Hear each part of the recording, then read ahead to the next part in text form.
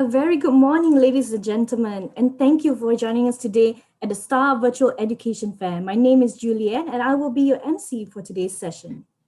After 33 years of successful education shows since 1987, Star Media Group is inviting students and parents to its second edition of the Star Virtual Education Fair from December 18th to December 20th. Here you have access to hundreds of courses, programs, and scholarships with the click of a mouse and from the comfort of your homes. The Star Virtual Education Fair is brought to you by Star Media Group, powered by Uni Enrol with 988 and Surya as our official radio partners. At the Star Virtual Education Fair website, you'll be able to visit the virtual booths and schedule one-on-one appointments and guided campus tours or start a live chat with counselors from a ton of universities and colleges. Ladies and gentlemen, we are in day 2 of the Star Virtual Education Fair webinars, and we have an exciting lineup of speakers from a number of institutions for you today. We're really excited to see that we actually have quite a number of people tuning in already. So thank you everyone for taking the time to be here, and we hope that this will be a smooth experience for everyone. Now, for those of you who are watching the webinars via Facebook Live, I highly encourage for you to register at the Star Virtual Education Fair website at staredufair.thestar.com.my.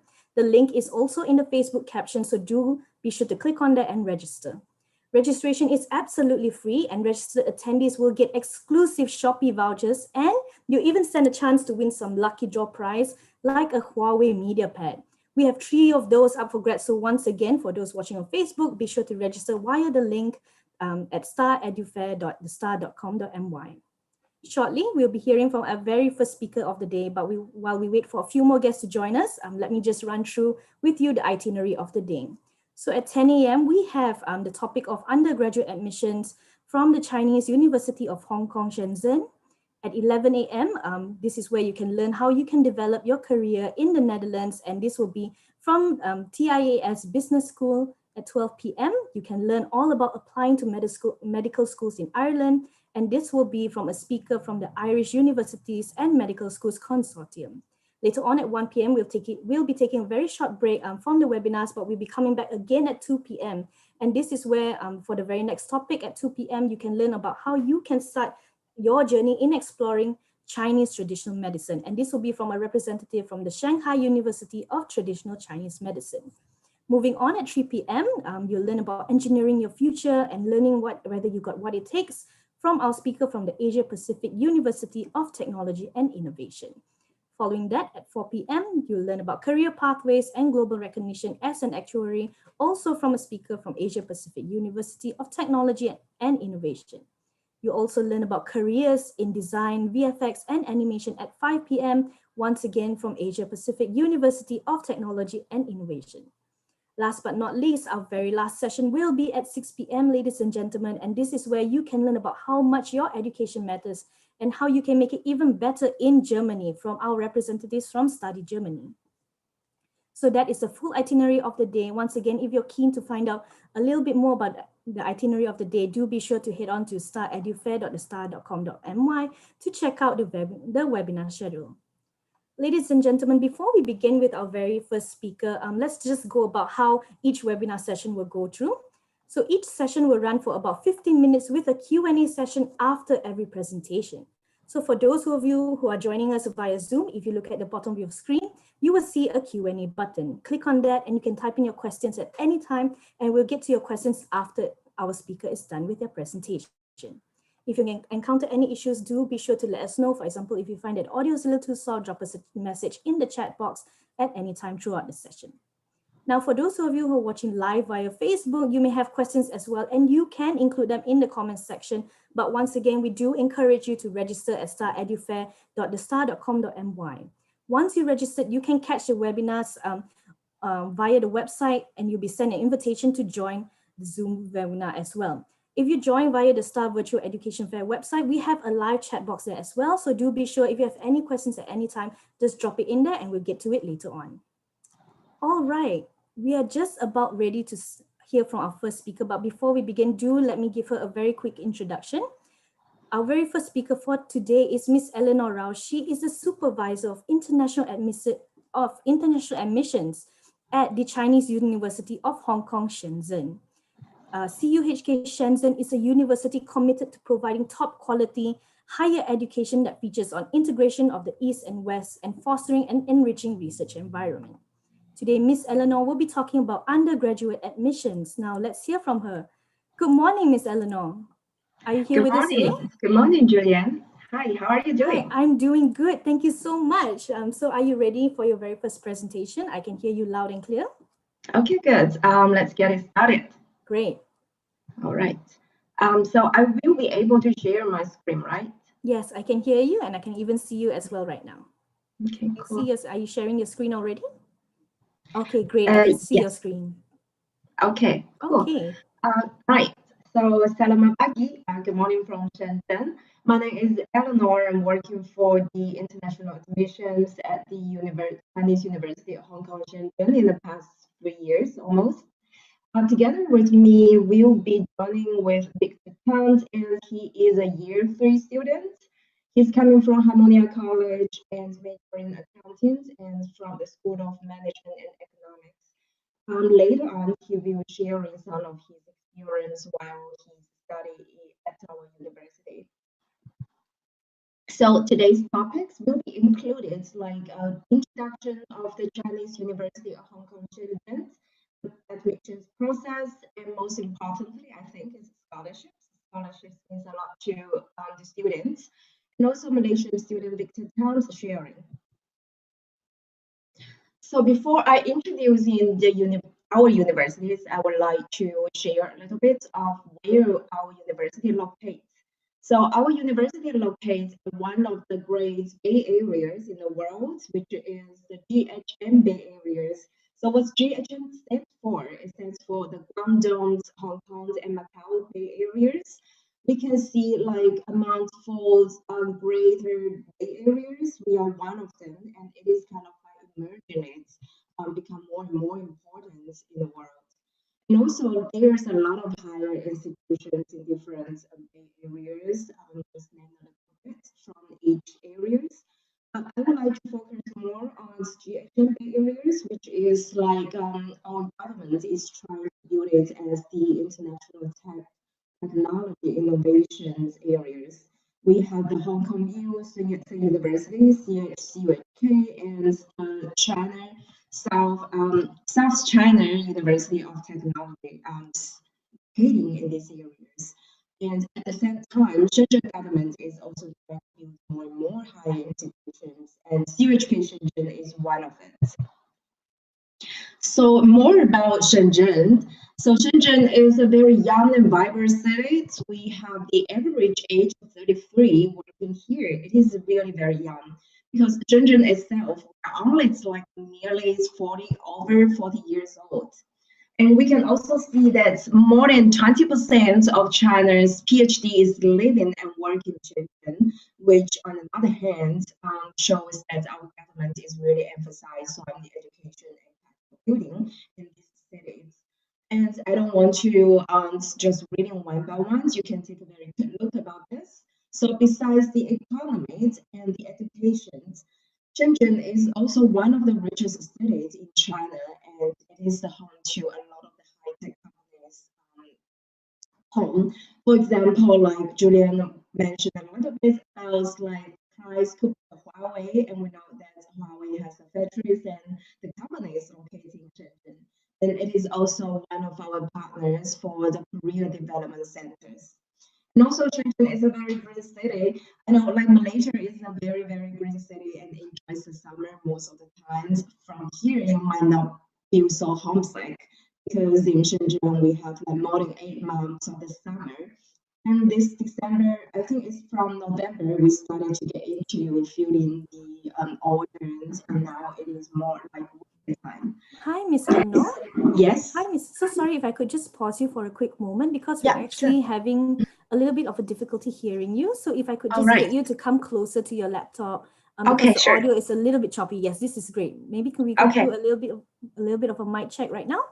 All right, sure. Okay, great. We can hear you loud and clear. All right. So if you can keep to this position, that would be great. Okay, thank you. Thank you so much, Miss Eleanor. No worries. Okay, I will just keep going about like what kind of looks like. I just give a very short introduction of what Shenzhen and which like we have a lot of high-tech headquarters located in Shenzhen, for example, like Huawei, Tencent, and like a lot of other high technology companies. All right. So I would like to just keep going and introducing the Chinese University of Hong Kong, Shenzhen. So we are a very young university as well. We opened in 2014. We are more than like 6 years old, and our university offers 4 years degrees, undergraduate degree for all the students, local students, and international students. And all the programs will be taught in English. So when like students are asking about like how can I apply to your university because you are the Chinese university and I don't know anything about Chinese. So you don't have to worry too much of that because the Chinese University of Hong Kong Shenzhen, the Chinese here means the Chinese culture. We would like the students to experience the Chinese culture. Of course, language is very important. That's why we offer the Chinese courses for all the international students. So here, I assume you can see this a map. So this is the map of our university. It will be divided into like the upper campus, middle campus, and lower campus. You cannot see it very clearly. Later on, I have a lot of pictures to show you where is the lower campus and upper campus looks like. So the lower campus is where the teaching buildings.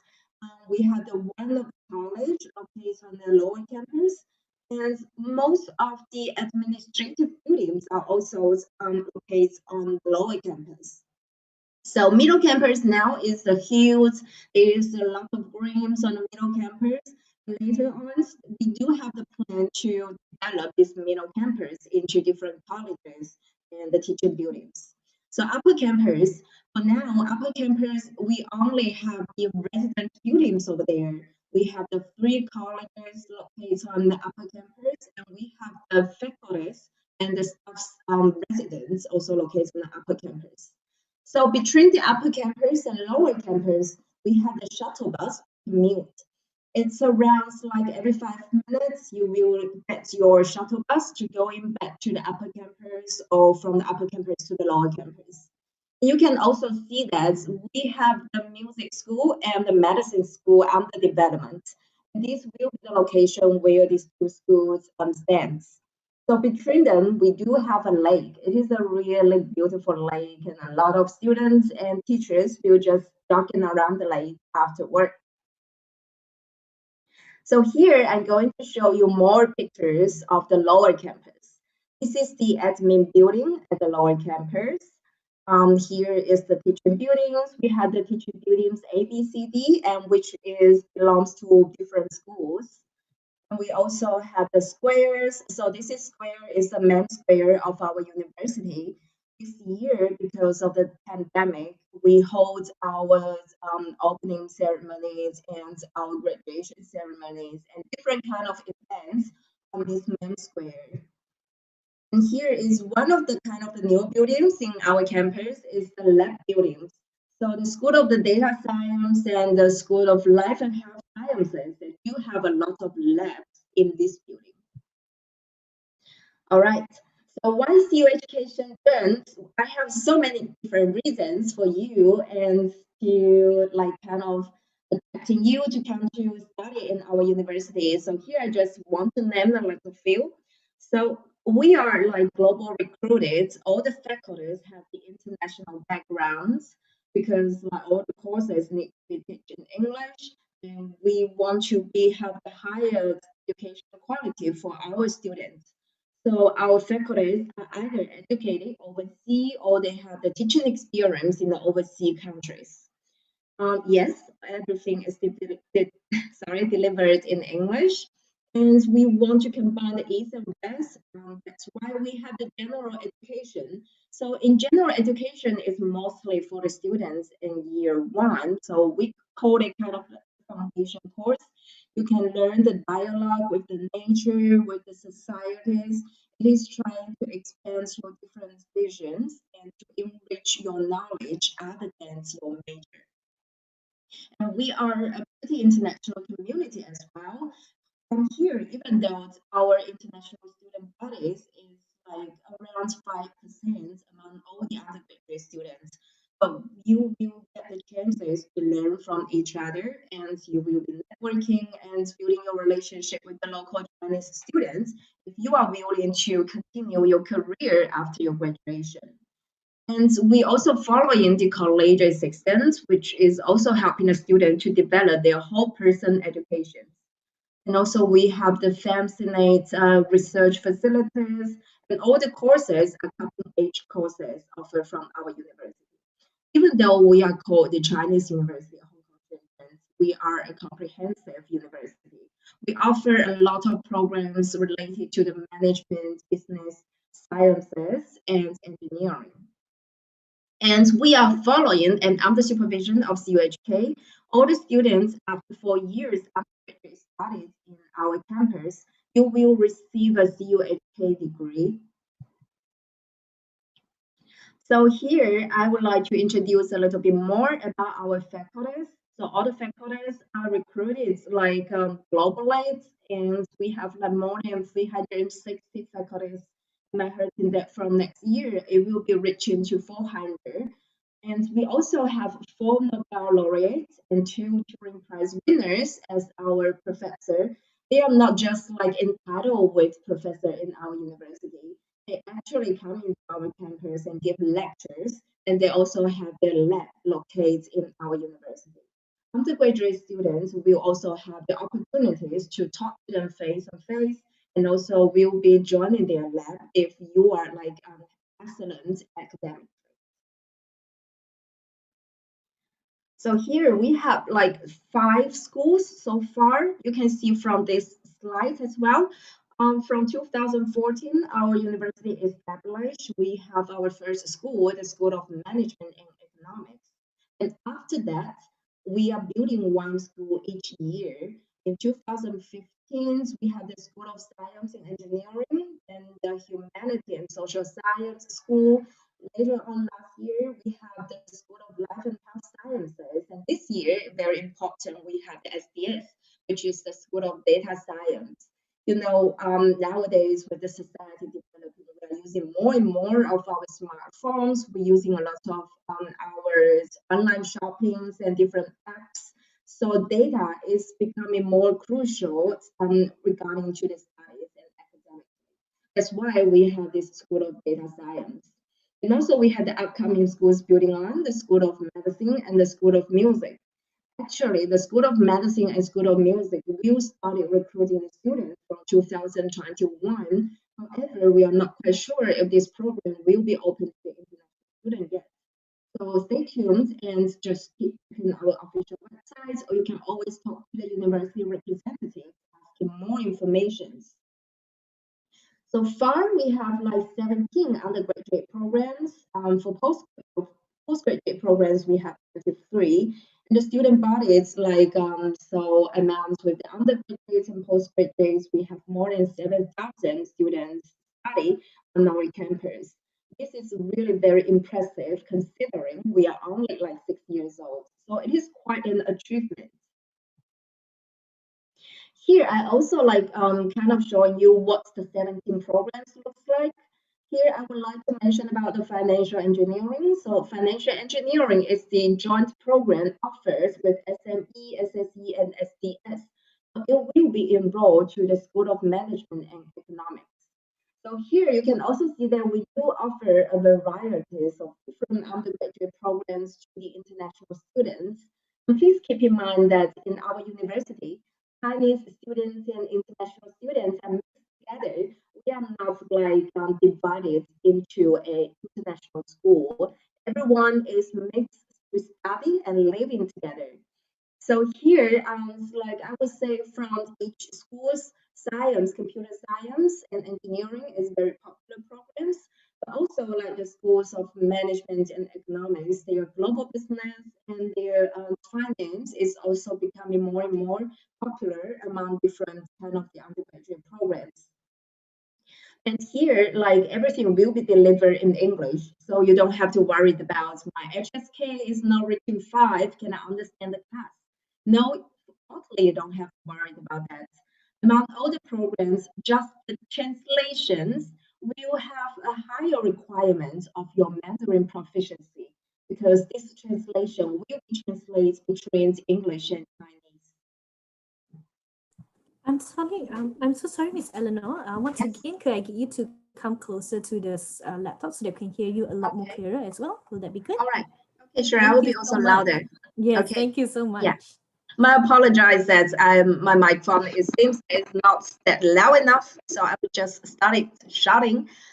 Okay, so like one of the things that our university would like to strengthen is that the academic links office is also one of the office that is very important for us because from 2014 we are building more and more international partnerships with the other universities in the world.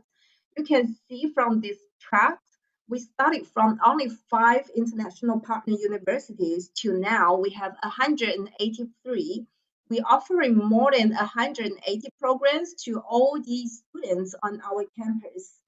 And like almost 2/3 of the students' population has international study experience during their 4 years study in our university. And here I also would like to talk about these programs. We included the summer visiting programs, the summer programs, and the exchange programs. Actually, the University of Malaysia is one of the partner university of our university. And like for example, you can study with your exchange programs a year two.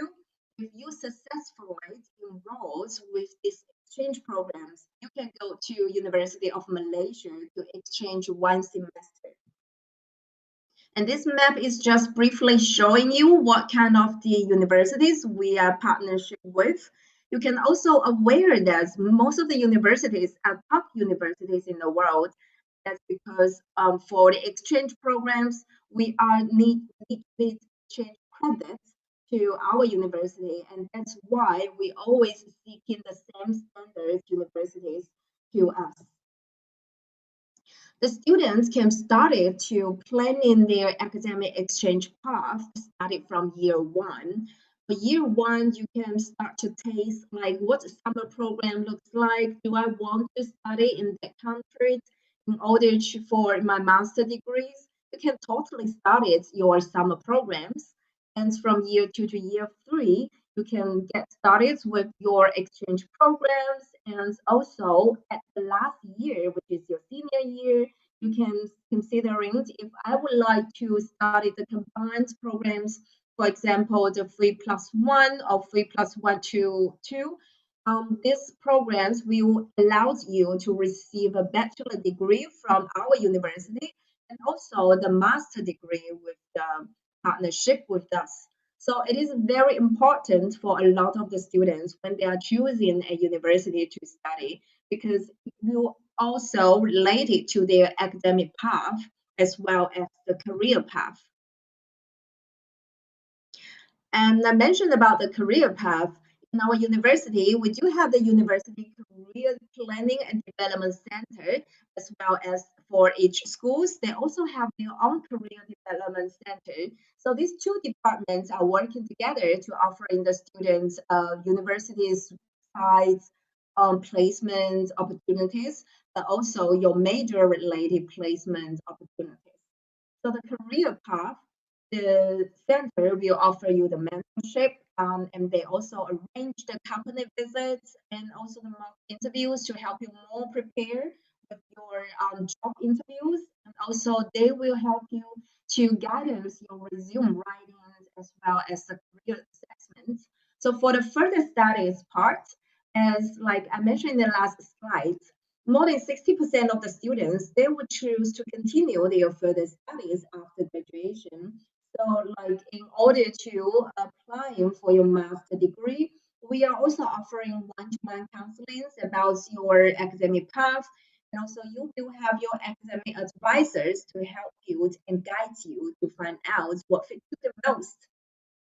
So here it is what the careers and further education services we are offering from our universities.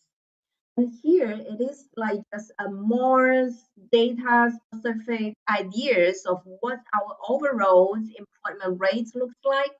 You can see that in 2020, we have the question mark because the data won't be finalized until the end of this month. We can see that like the average annual salaries from 2018 to 2019 is kind of increasing. Personally, it's also very curious about what 2020 will look like. As you know, of the pandemic, it becomes very challenging for all the students to find a job and even consider study abroad for their further education. So this year it is kind of very struggling years, and we would like to see what the data looks like. And regarding the locations, like around 90% of graduates will work in Beijing, Shanghai, Guangzhou, and Shenzhen, which is like kind of the main areas. And among them, 60% stay in Shenzhen. I would have to say Shenzhen do have a lot of opportunities for the students to stay and looking for a job, especially for Malaysian students. As far as I know, most of the Malaysian students understand Chinese, and this is really something beneficial for you to find a job. So here is the location where their further studies and their employment. We can see that our employments, including the Huawei, Jingdong's bank, Baidu, Alibaba, all of their high-tech companies. In the further studies, you can also see that our students are going to the top 50 universities in the world. And here comes the collegiate system. I mentioned briefly just now, like we are following the collegiate system. What is the collegiate system? In the collegiate systems, like all the students from different schools, they are randomly assigned to different college. For example, the school with the management background, they might share in the room with the students from the humanities backgrounds major, from the science or engineering. Everything is by random assigned into the dormitories and living together. And like in the college, the wardens and tutors could be your professor or your lecturers, or the tutors will be the postgraduate students, or they might be the admin staff in our universities. So you can see that in the college, it's quite a mix of different background students. It is helping you to learn to adapt to a new environment with the mixed cultures and mixed backgrounds. So here is upper campus. No, Shaw College is my apologies. The Shaw College locates on the lower campus. It is one of the college. And here is the Diligencia College located on the upper campus. And this one is the Muse College. And the last one is the Harmonia College, is also where the Victor's College. So every year, each college will organize different kind of events and parties for the students. I believe that Victor will give you more introductions when it comes to his term. Here is the facilities inside the college. On each college, for each tower, you will have a laundry room. Students can take their laundries and to do it if you don't want the hand wash. And on each floor, we also have the kitchen. It is an open kitchen. If you don't like or you don't enjoy the cuisines offered from our canteen, you can just cook by your own. And I think by cooking by yourself is kind of like more save the money as well. It will also related to like how much living expense I should take when I study in Shenzhen. For our university, we only have one type of the dormitory, which is the 4 students. We are sharing one dormitory room, which means that you might have at least 2 Chinese students sharing the same room with you, and yourself and another international student. So here is the more pictures of the college. Like each college, they have their own styles. It's not necessarily all the college have the music studios or calligraphy room. Different college adopt to different kind of like personalities, I would say. And for now, it is the Christmas time, and you can see like each college have their own Christmas decorations. It is kind of like competition in the colleges, but the students do enjoy the activities organized by the college. And also, for example, for the mid-autumn holidays and some of the traditional Chinese holidays, college will also offer different kind of parties and events for students. Okay, enough introduction of like what CU Education looks like. And now I'm going to talk about like who can apply and how to apply. So for foreign passport holders from the country or region other than mainland China, Hong Kong, Macau, and Taiwan can apply as international students. But other than that, as long as you are Chinese passport holders, you will have to apply through Gaokao, which is the Chinese national examinations. So you have to go through that path. For our international students online application, it is very easy and straightforward. The package you have to prepare is the passport copies, high school transcripts. It needs to be like 3 years high school transcripts, national or international examination results. If you are not having your international examination result yet, it's not worried too much, I think. You can get the predicted score and submit to the international admissions first. And of course, the English test scores and two references letter from the academic advisor. You might aware that this package is not including the personal statement. So for this year, CU Education Gen for international admissions, we are not requiring for personal statements. But instead of personal statements, we are requiring you to fill out the online essay. It could be more challenged, but it can be easier for us to see what your essay writing standard looks like. So after you finish your online applications, the step 2 is the online math test. We will organize an online math test. Will be conducted through Zoom and combining with the Blackboard, which is the system that we use in our university. And after the online math test, we will send you an invitation for the Zoom interview. The Zoom interview might be 30 minutes long, conducted by 1 to 2 professors from the majors that you intended to take. And the applicants are automatically considered for the entry scholarship. So you don't have to submit extra documents for the entry scholarship. It is automatically considered. Please aware that our application deadlines will be on May next year. And what minimum qualifications are required? I understand like international students taking various different kind of the curriculums. So we do accept A levels or IB diplomas. You can also submit SAT or ACT. But here, do remember that if you are taking SAT, you need to also take 2 SAT subject tests. And if you are submitting ACT, you need to take extra 2 AP tests. For the Malaysian students, I assume there's assuming that the majority of you might take SPPN or UEC. We are also accepting this standard as well. So here, it is the minimum qualification. Please aware that our enrollment will also consider your online math test and your online interview performance. Meeting the minimum requirement is not insurance of your enrollment. You can also scan the QR code here on my left side. You can get more country-specific entry qualifications. If you want to understand more, you can also arrange one-to-one consultations with us later on this afternoon or next week. So how to get an entry scholarship? I would recommend that you need to have a very good performance during the online interview. And for different majors, their requirements may be slightly different. For the science and engineering majors, they are more emphasized on your academic performance, especially mathematics.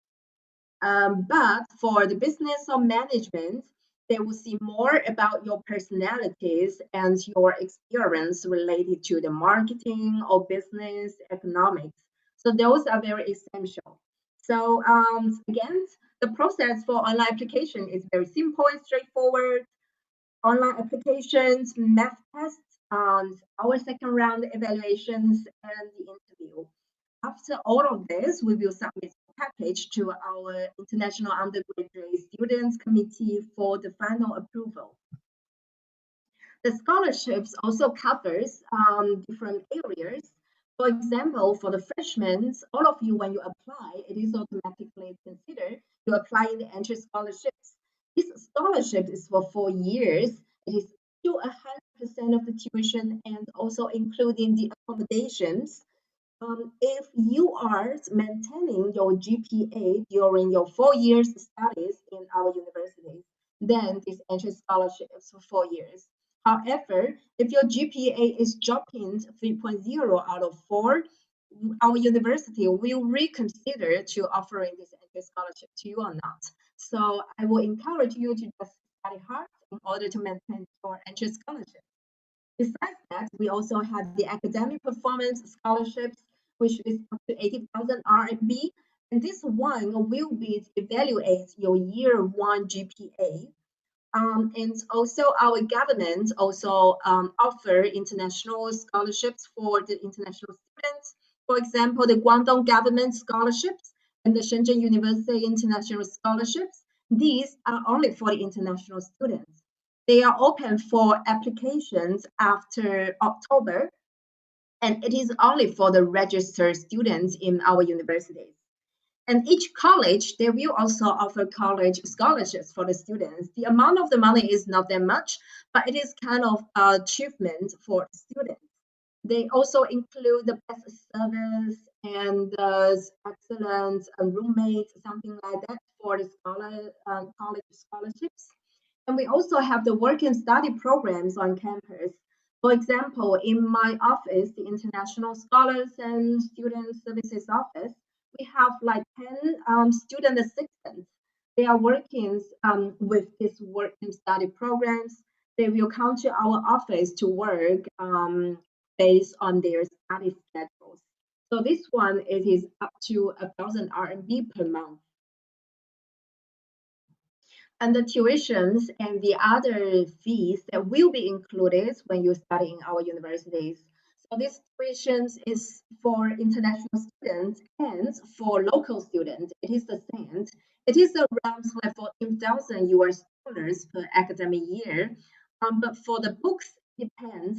Some of the courses requiring you to buy the book, most of the courses will only send you the e-copies and they will upload it to the Blackboard for you to download free. And the accommodations is around 180 US dollars per year. And most of the students who hold in the entry scholarship, the accommodation is for free. And I also want to let you know that when you are applying to our university, the online application fee is free. And also, most of the students will get their accommodations for free. So monthly expenses, this one is kind of tricky one because it really depends. If you are going to party every weekend, you are going to the restaurants outside of the campus to enjoy your dinners, I guess that will be for sure exceeds 2,000 RMB.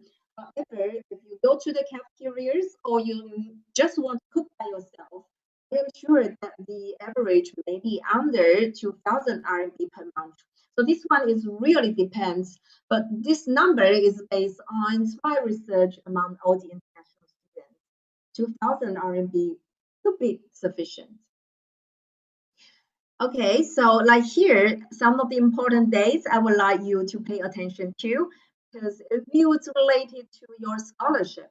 The first round, I would say the early bird application is already closed. However, the second round application already started, and I will encourage you to apply as soon as possible. The deadline will be 28th February 2021.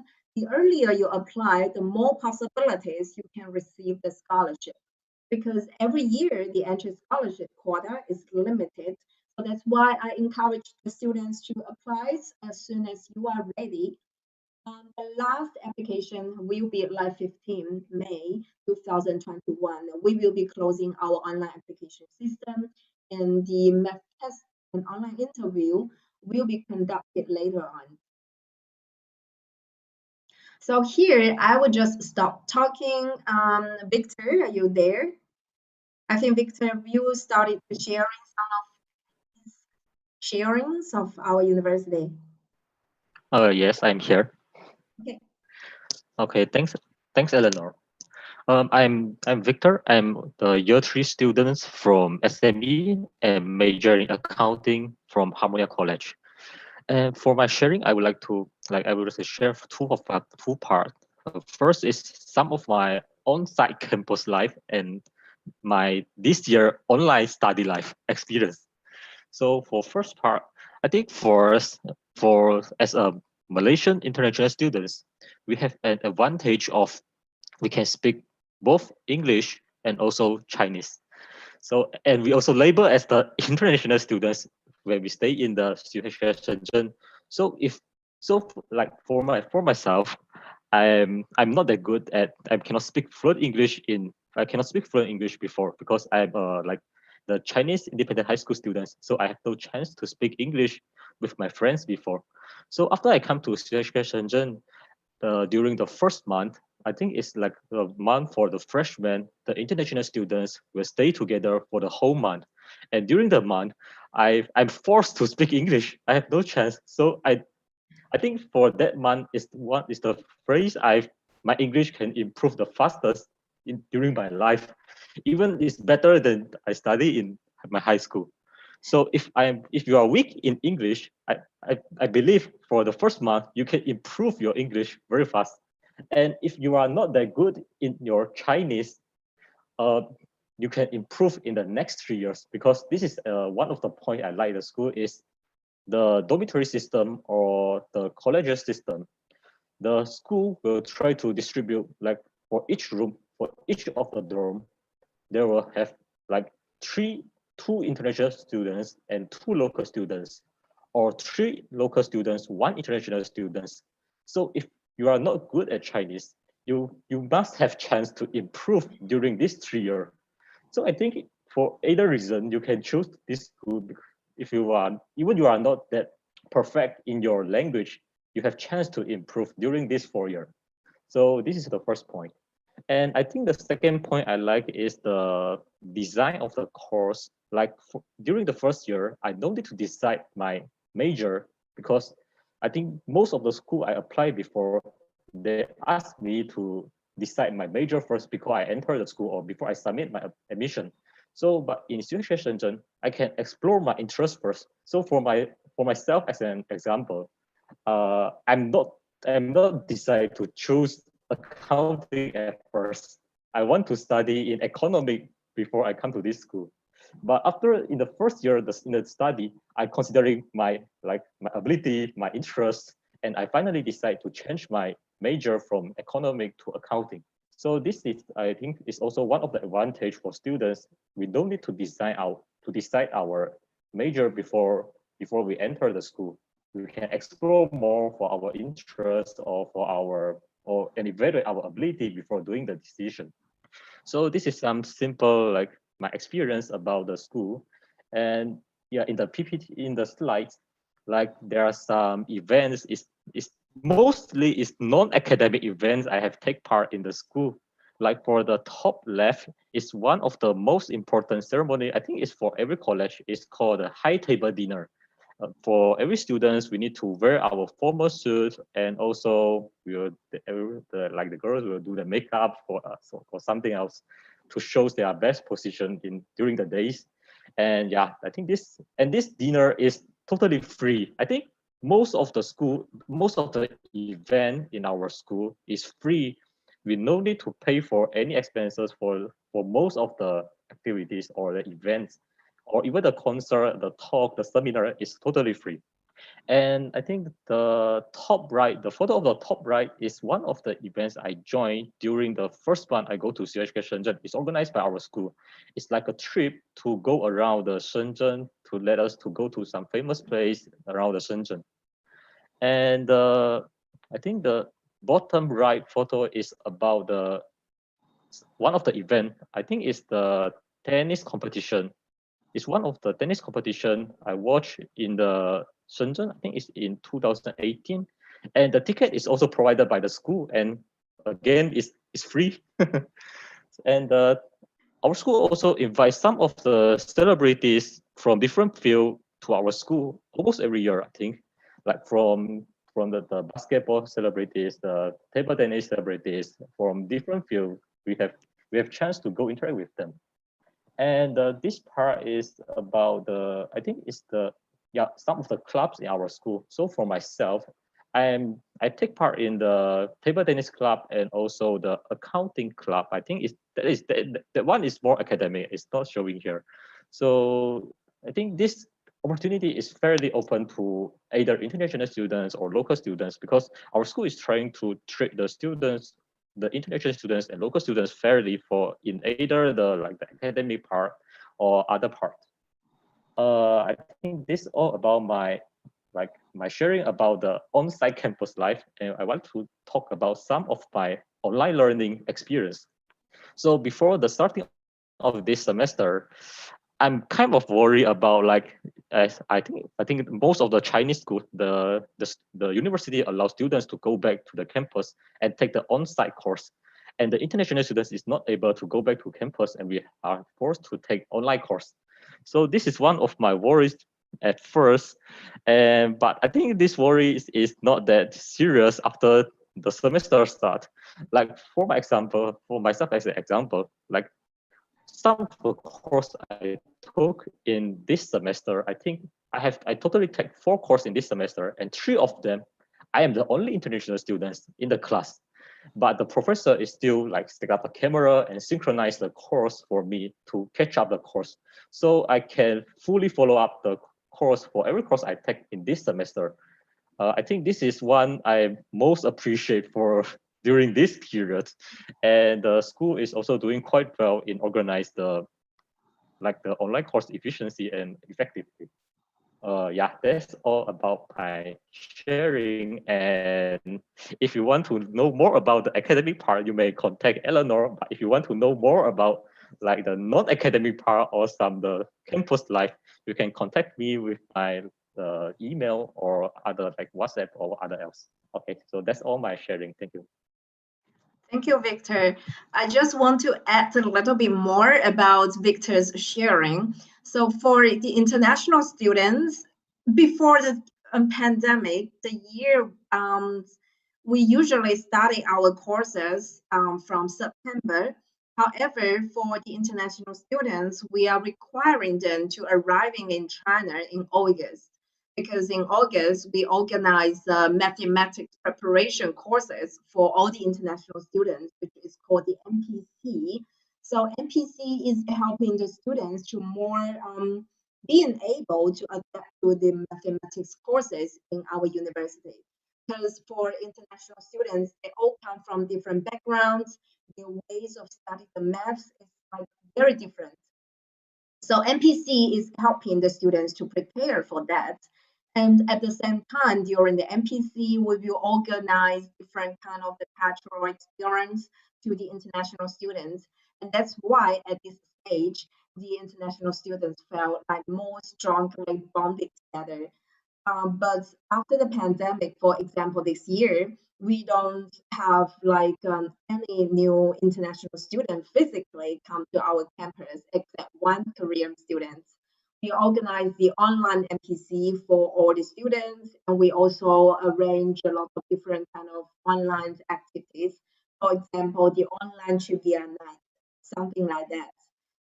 It's the same for the Chinese students. All the Chinese students in August, we will have like the English preparation courses for all the Chinese students, because their English might be not sufficient enough for them to understand and writing everything in English. So this is also one of the things that I would like to add. And I didn't add any slides about how our university coped with COVID and how we are operating under this pandemic. I would just like briefly update it with everyone who is listening here. That in the earlier March, our university is kind of by lockdown. Everyone is work from home. But since April, all the staff returned to campus. We started to work on the office. And in August, all the Chinese local students coming back to the campus and prepare for the new term to start. And we currently only have like 13 to 14 international students physically on campus. They never leave China before, and that's why they can be able to have the face-to-face studies. Besides that, the majority of our international students still stuck outside and in their own countries and having the online courses. For the online courses, we have like either the professors will recording the video and upload to the platform, which is our online learning system, or they will like just like what Victor said, set up a camera and just streaming the class, have more interactions with the international students. But we are trying our promise the quality of the education for all the international students. At the same time, we are also trying to work actively with the government, trying to see when the visa policy will be open to the students. Okay, so on this slide, that we have Victor's information and my information. If you feel free to ask more questions, you can just email us. All right, I guess it's time to Q&A. Yes, that's right. We only have about 5 minutes left for the Q&A session. So let's get to them first and foremost. Thank you very much, Miss Eleanor and Victor, for your sharing session. So let's get right into it, to the Q&A session. We have Colin Chu. So Colin Chu has asked, may I know what engineering courses are available and are they recognized by the Malaysian Board of Engineers? Engineers. For the engineering, can I just like get my slides back to the courses and programs? For engineering parts, we do have the School of Science and Engineering. For sure, they are offering the EIE, like Electronic Information Engineering, and also like I would like to just exit EIE programs. Like what Victor mentioned briefly, is that like in year one, it is a general education. Even though during your online application you choose an intended major, but you are not necessarily to choose your major decided yet, because you will only be decided after 1 year's study. So for your question, I will recommend that you can try to explore what you're truly interested in at year one, and then you can choose the engineering courses that you wish to study. Because like there are so many different kind of, finally got this slide, there's different kind of engineering programs offered from us. I'm not quite sure what exactly you are about. I can also arrange a meeting with you and with our engineering professors if you would like to explore more. Write me emails. Sure. I think, Colin, it would be great if you could actually head on to the virtual booth. That's where you can also ask for the questions in terms of the engineering courses as well. Yes. So please do head on over there and be sure to check out. You can schedule one-on-one appointments as well. Sure. So, okay, is it okay we go on to the next question? Okay, great. So for the second question is from Gabriel Woon. He's asking if he would need to pay for accommodation and when is the deadline to actually register? The register, what do you mean? Like after she got the offer from our university? I think it's to put in the application to actually apply to the university, and also whether or not there is a need to pay for accommodation. No, you don't have to. You just need to pay after you get the offer and decided to come. Okay, great. Moving on, just give me a moment to get to some of the questions. So we do have quite a number of questions here. Is it a requirement to actually be able to speak Mandarin? No. Okay, so Now, it's very okay, great. straightforward. Okay, great. And also one more question from Jessica Randy. Do you offer part-time or long-distance learning programs? I don't think so. Our learning programs only offer to the registered student. I see. Okay, great. And another question from Gabriel Woon again. How are the classes conducted? For now, local students, everyone is back to campus, so it's to face-to-face teaching. For international students, so far we are still having the online learning, which is either you are like streaming the class or you watching the videos. Okay, great. Aside from that, I also have a question from Kang Lee. Are all the courses taught in English only, or is it bilingual as well?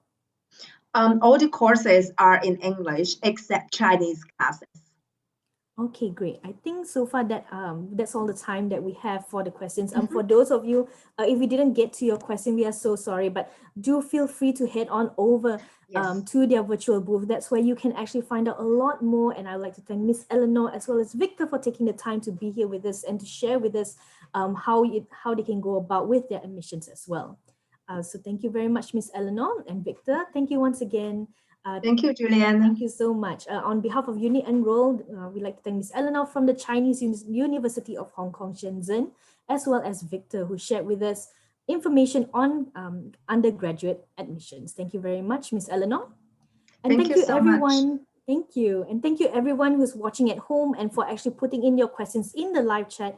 Ladies and gentlemen, just so you know, in the live chat session, you have the ability to also change your username. So when you share with us your questions, you stand a chance to be in the running to win some lucky draw prizes as well. So for those of you who are asking the questions in the live chat, don't forget to change your name. You can change them in within the blue bar, put in your actual name. And this is where we'll see the active participants and you'll be in the running to actually win one of our lucky draw prizes. Ladies and gentlemen, in about 10 minutes before our next session, we have 10 minutes more, so do take this time to stretch your legs a little bit if you're sitting down, or in fact, just go on ahead and check out our virtual booth from our participating universities. We have a ton of them that cater to different fields of interest, so do check them out to see which one might suit you best. Okay, aside from that, we also like to thank everyone once again. If you're watching us via Facebook Live, we do encourage you to register at the virtual education fair at staredu.thestar.com.my. Registration is free and registered attendees will get exclusive Shopee vouchers and even stand a chance to win some lucky draw prizes like a Huawei MediaPad. Ladies and gentlemen, our next session will be beginning at 11 a.m. and we'll be hearing from Ms. Ava Lai, who is a program advisor from TIAS School for Business and Society. Throughout the day, we have an amazing lineup of speakers from different universities who will be sharing with you the different options that are available. So at later on at 11 a.m., once again, we'll be hearing from Ms. Ava Lai from TIAS School of Business, School for Business and Society. At 12 p.m., at 12 p.m. we have another session called Applying to Medical Schools in Ireland from a representative from the Irish Universities and Medical Schools Consortium.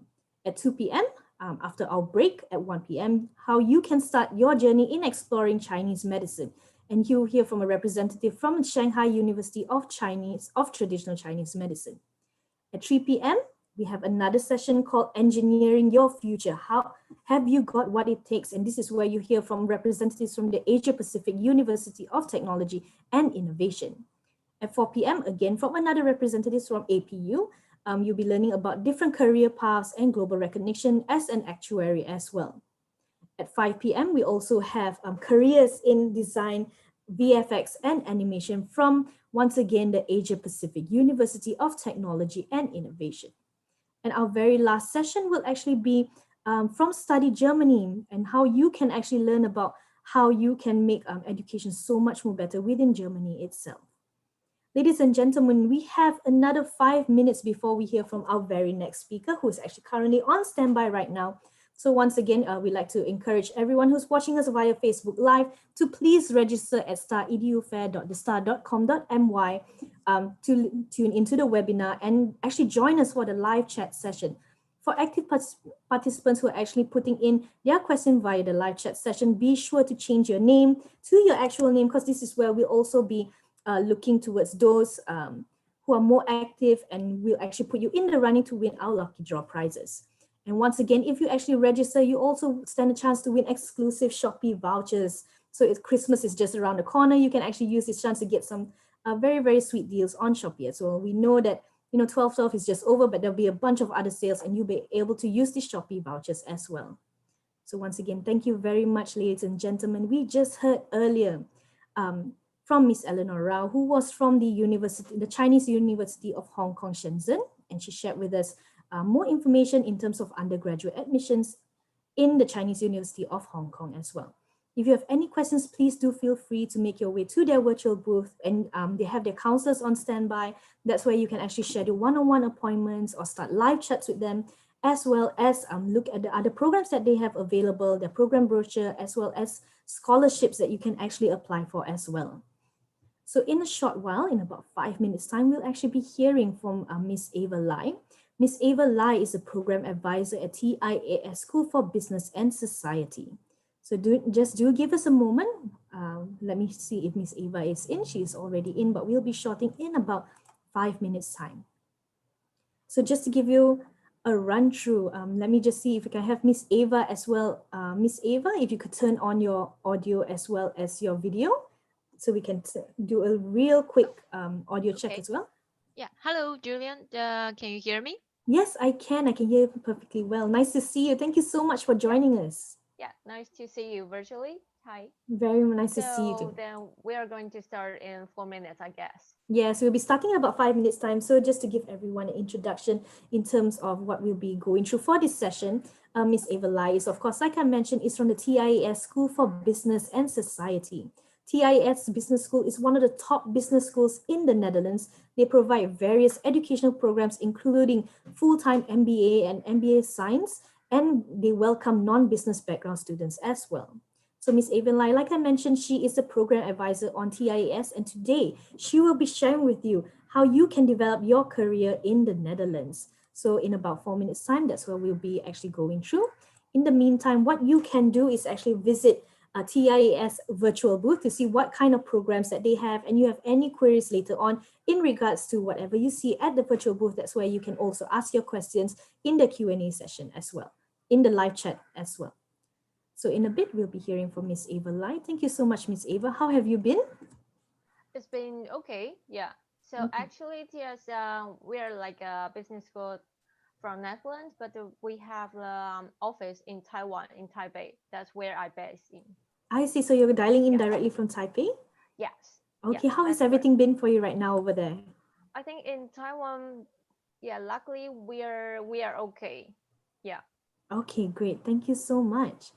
So once again, let me just invite all our guests who are tuning in via Facebook. Please make sure to register at staredufair.thestar.com.my so that you can actually catch us at the Zoom, so that you can join us within the Zoom call as well, and also to join our live chat. If you have any questions throughout Miss Ava's session later on, please put them into the live chat. We'll actually be compiling these questions and we'll be getting to your questions after each session.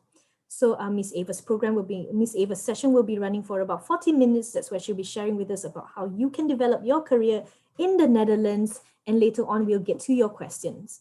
So once again, ladies and gentlemen, be sure to register. When you register, you'll stand a chance to win exclusive Shopee vouchers. And if you participate within the live chat actively, you actually stand a chance to win Huawei MediaPads as well. And we have only 3 of those up for grabs. So do be sure to actually make sure to use your actual name when you actually ask your questions as well. All right, Miss Ava, I think we only have about 2 minutes to go, so I think we could perhaps start right now. Will you be okay with that? Yeah, sure. Let me tell. I need to share my screen first, right? Yes, please. Can I have a look at how your screen looks like? Let me see. Can you see my screen right now? Yes, I can. Can you put it to full screen? This one? That's right. Perfect. Yeah. So, hello everyone. This is Ava from TIAS Business School. We're one of the top business school from the Netherlands. So I'm the program advisor here. But meanwhile, I also graduated from TIAS from the full-time MSc BA in 2015. So I believe that what you are going to been through, that what are you going to go through, that I've been there already. So You can ask lots of questions, no matter is which country that you want to which country that you want to go to, or which school that you want to choose, or how are you going to find a job there after you graduate. So I've been through all this. So I will do the presentation right away, and then you can ask the question. As Julian mentioned, that you can type in the chat box, I think chat box.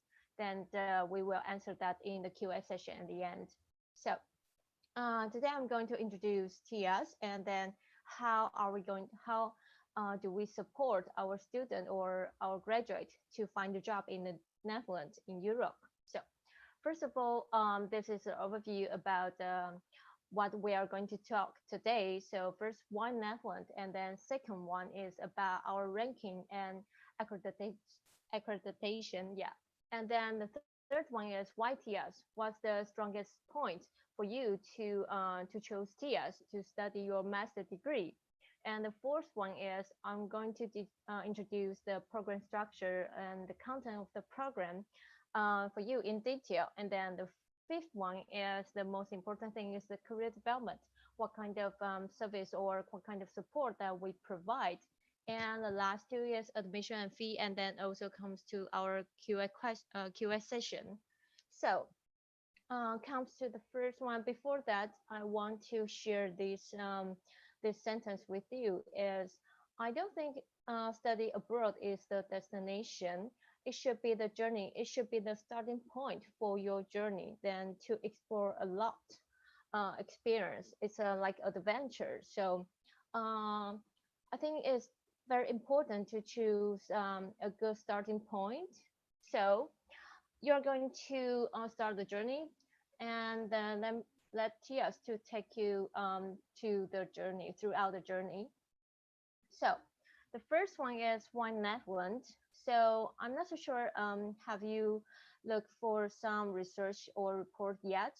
But in the Netherlands, English is widely spoken. Dutch people, they can speak English just as like a native speaker. So you don't need to worry about how are you going to live in there, even no matter no matter it's in the big city or the small town. That's both fine. So you can just say speak English with many Dutch. So English, there will be no problem for the language. And the second reason is the orientation year visa. That's why we also call the search year visa. So if you graduate from Dutch Higher Education Institute, you are allowed to apply for this kind of visa by yourself. And with this visa, after you graduate, you can stay in the Netherlands for 12 months, for 1 year. So most of our graduates, they find their job very easily and quickly once they hold this kind of job. And after this 12 months, the employers or the companies, they can transfer to the working visa very easily. No, there's no paying for that.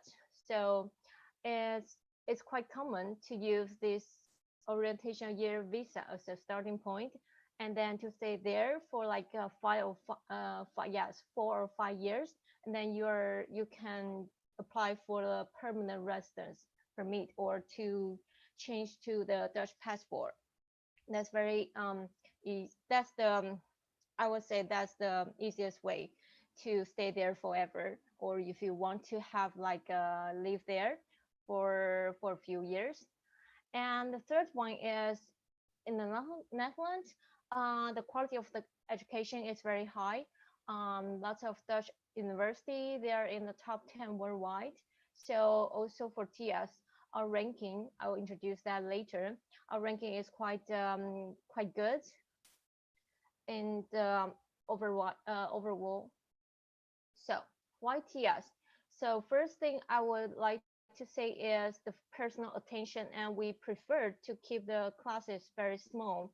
And then even though that we have one class for like 40 or 50 students, we will still divide it into several study groups. So every study group will have like 5 to 7 students. You will work closely with your roommate and also the lecturer or also the professors. So it's really like a personal attention. You are who you are. You are not just a number. And at GS, we value a lot for the diversity, including the nationalities. So in one class, there are like a 20 plus nationality. So you need to learn the cultures from each other. I think that's the most important thing at TS. And I think that's also important for you if you want to experience the European life. So so it's very international environment and everyone speak English at TS. And the third one is at TS we offer only 1 year master program, and there's no there's no traditional pre-master. You just need to take like 3 weeks pre-courses, preparatory courses, and you don't need to come to the business background. So if you graduate from like engineer or art or yeah, just non-business background, you can still join TIAS and just join TIAS directly with these 3 weeks preparatory courses. There's no traditional pre-master program required. And the fourth one is at TIAS, we combine the academic. Yeah, it's very perfect. So I will introduce that later on in the content of the program. And yeah, the fifth one, move to the job market quickly. We have the strongest support from our career service, from our career consultant, and they will help you one by one. Very very high quality conversation. They will help you to how to write a resume, motivation letter, something like that. And most of our graduate, they can find a job very quickly within 3 months after they graduate. And of course, the last one, our quality of education is, and we have a private school environment. So about the ranking, the latest ranking from the Financial Times for TS Business School. So overall, we are like a top 50 worldwide and #1 in the Netherlands. And if you come to the program itself, our full-time MBA, it ranks like 80 worldwide. That's according to QS. And I think that's the last year we only like 100 or 200 worldwide, but this year we come to the 80s worldwide. So we put lots of effort, and then our MBA program, our graduate, they are doing really well. And the third ranking one is for our full-time MSCBA. That's we call Master of Science in Business Administration, and it ranked like 57 worldwide.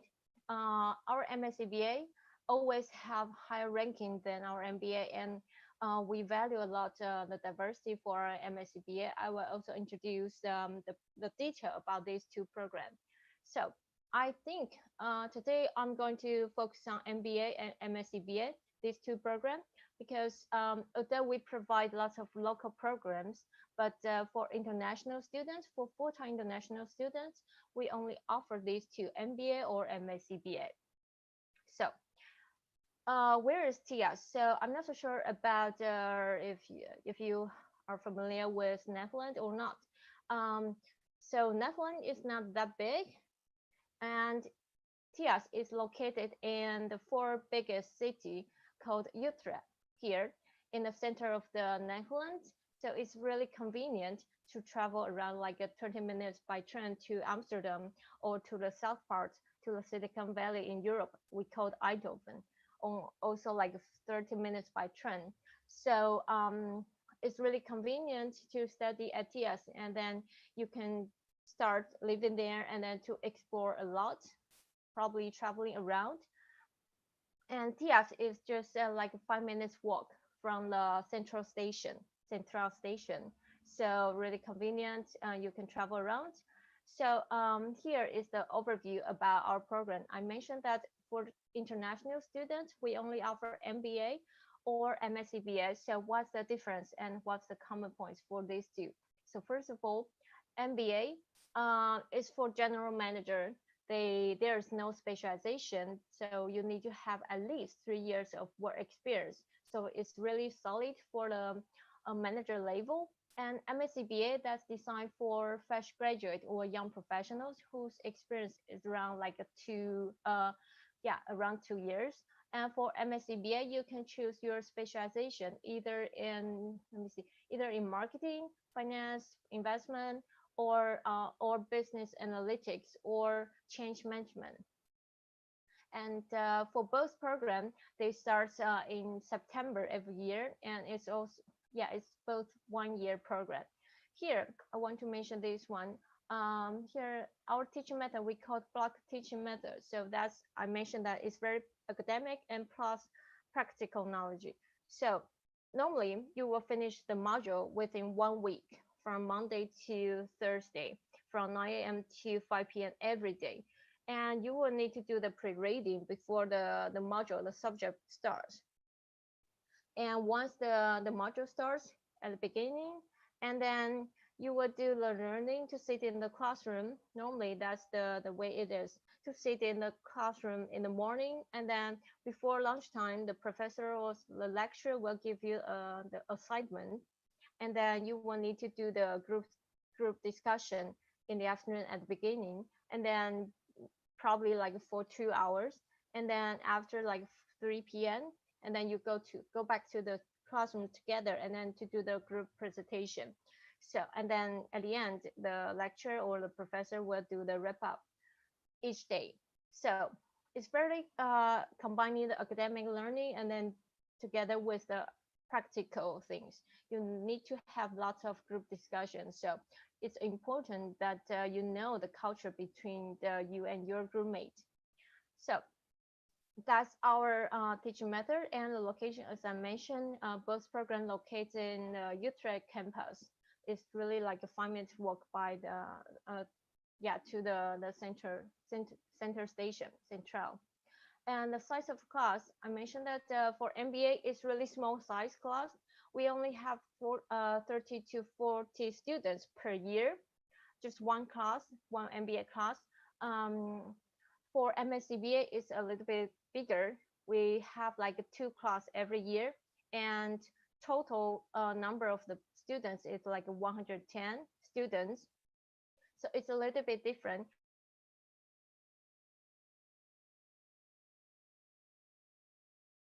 One is really small size, and then there's also one MSCBA is for fresh graduate or young professionals. It's a little bit bigger, but you will still be divided into study groups as well. And let me see about the thesis.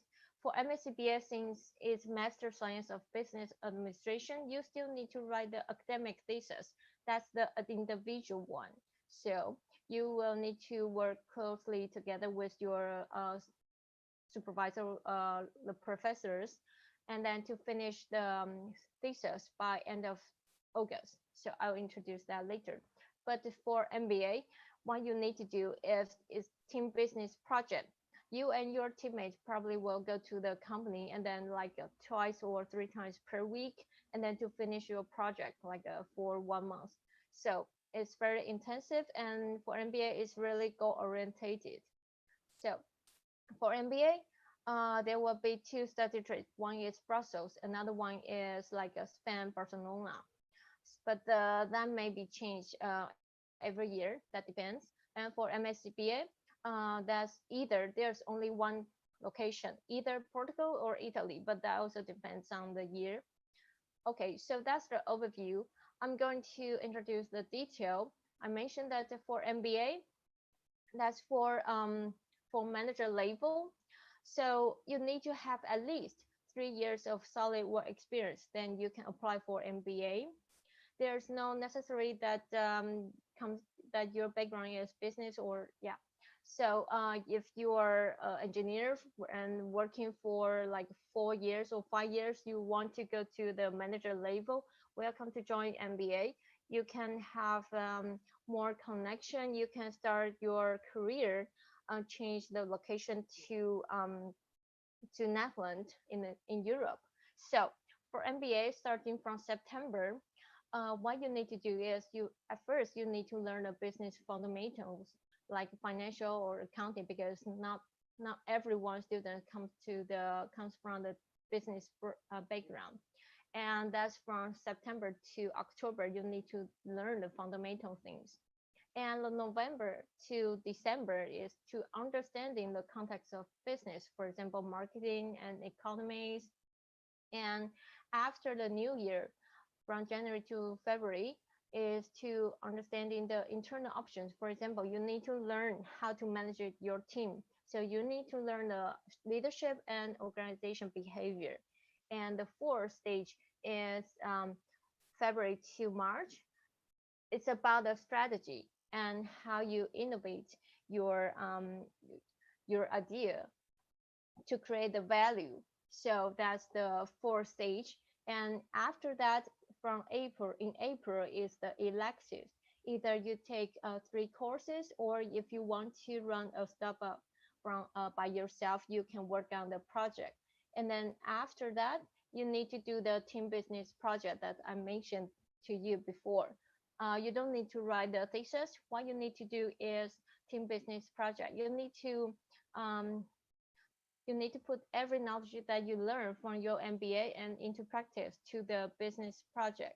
And then after that, if you find an internship, that's very good. You can do the internship from July to August, no, to October, even to December. That's both fine. The graduation ceremony will be in December. So that's the MBA. Overall, there's no specialization, and you will have a very intensive year. You can expect like a 40 or 45 hours per week for your study. So for MSCBA, that's for the fresh graduate or young professionals whose work experience is around like 0 to 2 years. So and for MSCBA, we also welcome students from different backgrounds, no matter it's business or non-business. So for those who comes from non-business background, you probably need to take all the preparatory courses. There's like 4 modules, maximum 4 modules. And that starts in August. Yeah, August next year. And that's before the program starts. And then after the preparatory courses, the first stage is foundation. That's from September to December.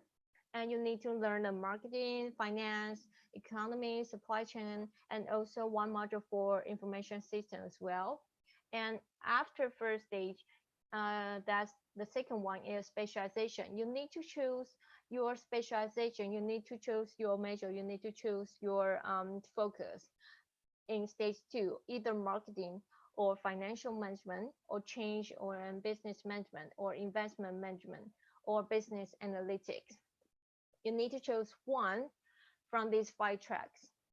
And then after the specialization, from April to May 2022, that's the integration courses. You need to take strategy management, and also 1 module elective, and also corporate social responsibility and ethic, and also 1 week at the end of the stage 3, and of 1 week in the end of May, you are going to spend 1 week either in Portugal or Italy. You will do the company visit there.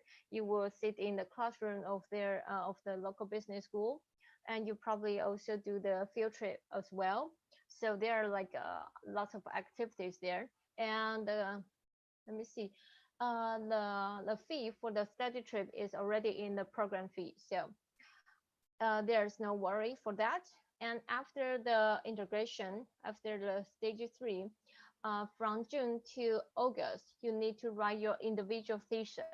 So it's not necessary to go to school every day anymore. You can stay at your dorm, or you can, if you want, you can also travel around. And then remember, just bring your laptop to write your thesis. You have to submit your thesis by end of August 2022. So that's the timeline for our MSCBA program. So I mentioned that we provide very strong support to our students for their career development. What kind of service that we have here?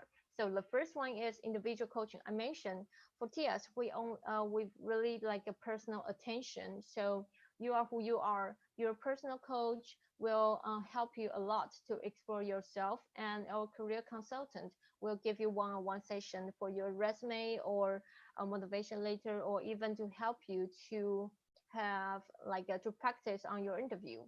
So that's the individual coach one. And the second one is we have the small group workshops. For example, resume, cover letter, LinkedIn profile, interview skill, and you need to do the practice in the workshop every time to get some improvement.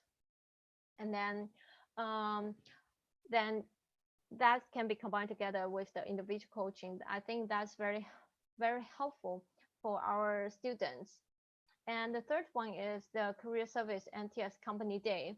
So TS will host the company day just like a campus recruitment day for both our MBA and MSc BA students. And we will invite lots of companies who already have the job vacancy or internship opportunities there. And you will need to do the pitch by yourself. You need to learn all the things and then to get ready before the TS company day, and then you can show the what you learn and then try to seize the opportunity there. And career service, that's after you graduate. After you graduate, you can still have 1 year of this career service, and you can always come to schedule like a one-on-one session with career consultant. So that's the long journey that I mentioned to you before. It's the starting point of your journey, not the destination. So about the individual coaching, I mentioned that they will help you to explore a lot who you are, what's your talented, what's your skill set, or what's your weakness, how to improve that, what kind of business culture that you like or you prefer, and then how can you get a job, what kind of the work or the task that you need to finish, you need to practice before you get a dream job. So your individual coach, your personal coach will help you a lot. You will have at least 3 times of one-on-one session with your personal coach, 1 hour per time. So I think it helped a lot for our students to understanding who they are. So career outcome, I mentioned that our MSCBA and our MBA, they graduate, they do both really good after they finish their study for around 83 or 96. I don't remember the number right now. After, I think 96% of our graduate, they find a job afterwards within 3 months. And this is where they work, like Accenture and Unilever, KPMG, Deloitte, Asmel, Delta, and Philips as well. And there's one MBA student graduate. She starts her job at McKinsey and Company. So I think they're doing really good there. So that's the very basic statistic about our MSc graduate. So for our MSc BA program, it's #1 in the Netherlands. It ranked #1 in Netherlands, and number 27 Master in Management worldwide based on the according to the economies. So you can see the numbers here. 89% of our international students found a job in the Netherlands, but the other 8%, they found a job or internship in their home country. So right now, not really talking about to stay in the Netherlands. There are lots of opportunities in your home country. That's also fine. You can always bring your knowledge back to your home country to find a job there. So not necessary to stay there, but that's good if you want to experience a little bit. So let's see about the job function here. That surprised me a lot, to be honest. 33% of our graduates, they change to the marketing. They take the job in marketing, and 22% they took the job about the data analyst or the business analyst. I don't surprise about this one, business analytics. But what I surprised is about marketing. So marketing normally it requires you the language to know a little bit about Dutch, because you need to learn, you need to know the culture there. So I think in the past few years, TS is really has really strong focus on the marketing part, and then that help our students to find a job in marketing. So these two I think is quite impressive here. And finance, I always believe that Asia students have better skills in numbers. So I don't surprise about here, find 80% of our students find a job in finance, 18. And about the consulting here, I mentioned that we have 5 tracks: business analytics here, and marketing, and finance and investment. You can categorize about in this one, finance. About the consulting, that's for our change and business management. So it's about the coaching and consulting. So that's why we have 14% of our students who work in the consulting industry. And here, the job function, sorry. And here, 21% they work in the technologies industry right now. So I think it's quite trendy that or important that Netherlands, I think they are really strong in their software or technology innovation. So it's really a good starting point to study in the Netherlands first, and then to continue to work to gain some international experience. And then if you want to stay there, that's fine. If you want to go back to your country, you can have more experience, no matter is the knowledge in business or international culture things. So at TS, I mentioned that we provide full MSCBA and MBA programs to our international students, but locally we have lots of programs: EMBA, part-time MBA and MSCBA, and lots of executives, and also in company project or in company program to provide to the local people here there. So we have lots of we have the strongest network for from our alumni. So at TS, during your study, you can participate the alumni event. I will highly suggest that you join the event, and then you will meet lots of alumni there. They probably already have some already in the manager level, and you can always walk to them and then to introduce yourself, to say to them that you are interested in their company, and then you want to find a job, and to ask for the advice, or also ask for the company culture there. I think it's quite important to have some basic knowledge before you apply that job. That's what you can do, and that's the strongest or the advantage for you if you study at TS. So about the career MSc graduate, I mentioned that, yeah, this is the statistic in December 2017. 83% of our Asian students graduate of the, I think, in 2016 to 2017 batch. They were already employed within 3 months of after they graduate, and you can see the percentage here. Also, the biggest one is business analytics, and the second one is finance, and then comes to the next marketing or sales. So you can see the statistic here. It's quite easy, not that difficult for Asian students or for the Asian graduate. They can find a job in the Netherlands. So this is what we have. And for the admission requirement, for both MBA and MSCBA, you need to have, for the language test, you need to have IELTS overall 6.5 or TOEFL IBT 90. And for the education background, you don't need to come to the business background.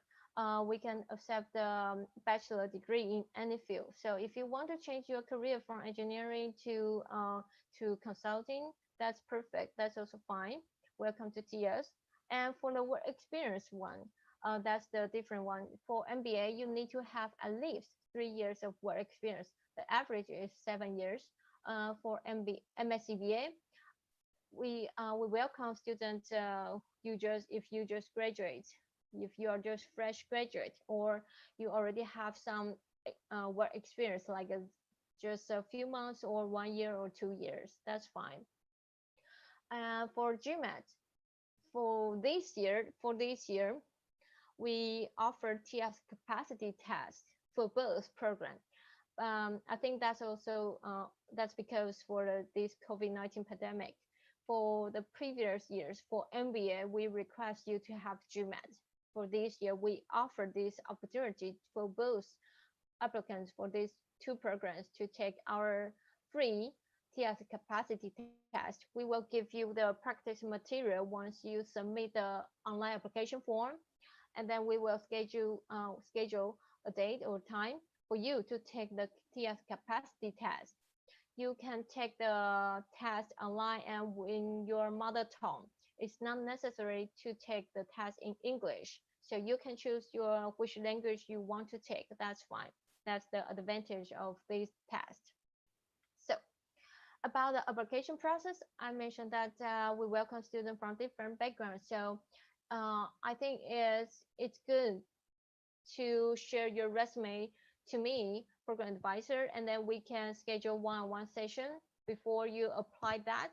And you can ask any question you want. And then after I can also give you the CV assessment. And later on, you can start an online application. Here is the web link here, the link here. And if you want to apply for scholarship, you need to finish your essay and then to submit the essay together with your online application form. So once you submit the online application form, if you want to take a TS capacity test, we will provide the material to you to practice and then to schedule a day and time for you to take it.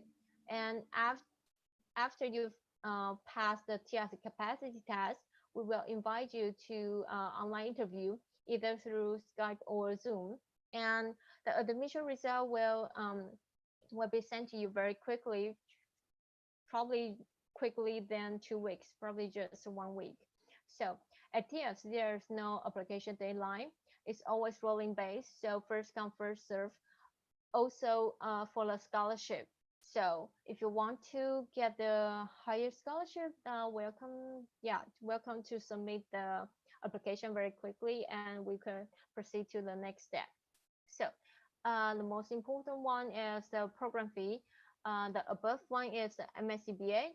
The total program fee is 23,500, including 100 euros of application fee and also 2,000 euros for the enrollment fee. Enrollment fee is within 2 weeks. If you accept the offer within 2 weeks,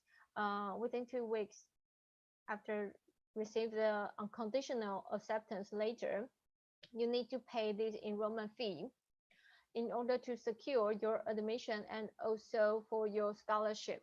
So enrollment fee need to be paid after you receive the unconditional acceptance later. And then the tuition fee, there will be several options. You can pay that in different installments. So that depends on your choice. I mentioned that there is no extra fee for the study trip. It's already included here. And for MBA, it's a little bit higher, 37,500, and including 100 euros in application fee and 4,000 euros enrollment fee, and the rest of it is tuition fee. So about the scholarship and discount, TIAS, we offer scholarship for MSCBA up to 5,000 and MBA up to 20,000 euros. So if you are interested in applying for this scholarship, please send an email to me or chat with me through the this START education fair, and then I'll share the topics or the scholarship information to you. And for MSCBA early bird discount, if you apply by end of this year. I think very quickly, within 2 weeks here, and you are allowed to get the early bird discount if you are accepted. If you are accepted, and then if you are enrolled, then you can get this early bird discount. And for MSc program, from now until end of this year, until 2 weeks later, we are running the application fee waiver, so you can submit the online application for free. There's no need to pay this 100 euros anymore. You can submit that for free by end of this year. If you submit that by end of this year, and we can schedule the TS capacity test in the following weeks or the next month, that's also for free. So you can finish all the steps very quickly. And for MBA, we will run the application fee waiver in mid of January next year. So if you are interested in getting this information, please leave your email address or contact me on the chat, on the live chat. So this is our year. So this is our batch. My classmate here, they are doing pretty good. I believe she's in Accenture now, and she's in McKinsey. So everyone doing pretty good. So far, any questions?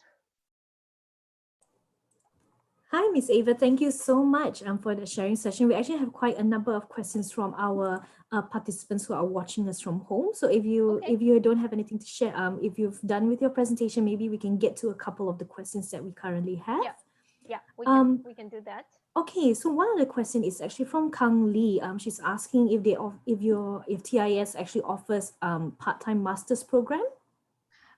Sorry, we only offer part-time master to local students for those who already live in the Netherlands already. I see. So it's not available for international students for the time being. I see. No. If the students already live in the Netherlands, yeah, that's for sure. But if you live abroad, like in Malaysia or Kuala Lumpur, then you still need the student visa.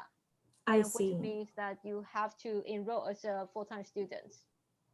I see. Okay, great. Thank you so much. I hope that answers Kang Lee's question. The very next question that we have is actually how are the classes being conducted at this point in time during the pandemic? Okay. At TIAS, we prefer to keep the classroom learning. So at the beginning of this COVID-19 pandemic, so like early of March or early of September, I forgot the time, we changed to online course at that time. But for the September intake, like 3 months ago, they start in classroom learning at that point. So we changed the setup in the classroom. So everyone indoor will definitely keep the 1.5 meters social distance. And we have very strict rule for that, because we think if you pay that much tuition fee, it's very important to have face-to-face interaction with your lecturer or professor or your classmate. So we prefer the classroom learning, but for the past few weeks, the situation in Europe is getting worse. So last week we changed back to online course, but then that's also fine because it's going to be Christmas holiday. Right. Yeah. So we believe that after mid of January or even February, we will change back to classroom learning. Okay, that's great to hear that. First and foremost, you do look into how much that is being the students are paying, and of course, it's definitely a different experience sitting in the classroom as compared to learning from home. But at the same time, you also do pay attention to the well-being of the students. So I think that's really good at TIAS that you would take this into consideration. So I do hope that that answers that question. Perhaps we can move on to the next question. Also from Kang Lee. In terms of the specialization, when you talked about the specialization for the different tracks, can they actually take two different specializations at the same time or only one? Only one. So let me get back to the specialization there, the slide here. Okay, so here in stage 2, you only can choose one specialization, either marketing, financial, or change, or investment business. But for example, for me, I chose change business at that time in stage 2. But here in stage 3, we have you need to take one elective. So I can choose one modules from marketing, or one modules from finance. So it's like a major and plus one elective, one minor. I can share more class course information with the Kangli, right? Is Right, the that's right, student's name? Kang Lee. Yeah. So please contact me, and then we can discuss further about the course information. Okay, great. So Kang Lee, if you do have any more information, you can head over to TS's virtual booth where you can ask more in-depth question, and hopefully they'll be able to help you in your educational journey in terms of making the right fit for you. Okay, if we can move on to the next question here from TC Kern. What is the estimated non-cost expenses? For example, when it comes to lodging, how much we need to spend for food, how much would that roughly cost essentially? Okay, let me back to the map. Sorry, I need this map. So TS is located in Utrecht. It's the fourth biggest city, and it's also like a college university city. So the the rent is yes, it's a little bit high. So you can expect to spend at least 500 euros to sometimes might be up to 8 or 900 euros for your rent. And for the food, for the some other living expenses, you can expect like 300 to 500 euros for food or transportation, or yeah, some other stuff. That depends on how you want to have for your life. Yeah. Mm. So basically, I will say at least, including rent and also the other living expenses, at least 1,000 euros Right. every month. Yeah. Okay, great. I hope that answers your question, Tisikan. Thank you so much for that. We do have another question as well. Does TS offer any short courses for international students to actually learn Dutch? So this question Ah, is actually coming from Gary Chu. it's a little bit tricky here. So I know people, yeah, for students who wants to study in the Netherlands, we all want to learn a little bit Dutch. So, for our MSCBA, the right one, Mhm. for the fresh graduate and young professionals, sorry, we don't offer the Dutch courses during our study, but we have you can have the discount price with to another schools, not school for online learning or other language school. Yeah, so you can have discounts because we cooperate with them to offer the Dutch courses. But that's for MSCBA. But for our MBA, there is one module that you need to learn the basic Dutch. We call it Mhm. Introduction to Dutch. So Right. not only the language itself, and also the culture a little bit. Okay, that's so So great to that's, know. yeah, but that's a little bit different. That depends on the background of the students. Right. Yeah. Okay, thank you so much, Mary. I hope that answers your question. Mary also has another question. In terms of can students with non-business background actually pick up these business models easily? That means to go through the program, will it be Yeah. easy for them? Yeah, I think there is no problem for that. For me, I study in MSCBA in 2014, so I comes from a science background, Right. and I believe where's my classmate? Yeah, here is she. She is also Taiwanese. She studied in Arabic language in Taiwan, and she can also finish her study there. So we have really like a strong, or we will help you step by step from the preparatory courses and to start the program, and until the finish. So Okay, there's great. no problem. I don't think it will have any problem if you do the pre-study, if you really, practice a lot. Okay, great. Thank you so much, Miss Ava. Our next question is actually from a guest who didn't put in their name. Ladies and gentlemen, if you're submitting your questions via the live chat, just a gentle reminder to please rename yourself so that we actually know who it is that's putting in the question. And also this will give you a higher chance to actually win the lucky draw since you're already participating in the live chat. So from our guest who unfortunately did not leave a name, does TIAS allow credit transfers in terms of university for your programs? I'm not sure about the background of this, about this question, because if you study for a master degree already, but you can share your transcript, and then we can discuss. I can ask our academic director about that. But if you already study for bachelor, not yet take any master degree, I don't think it can be transferred. You have to take master degree, and then we can discuss that.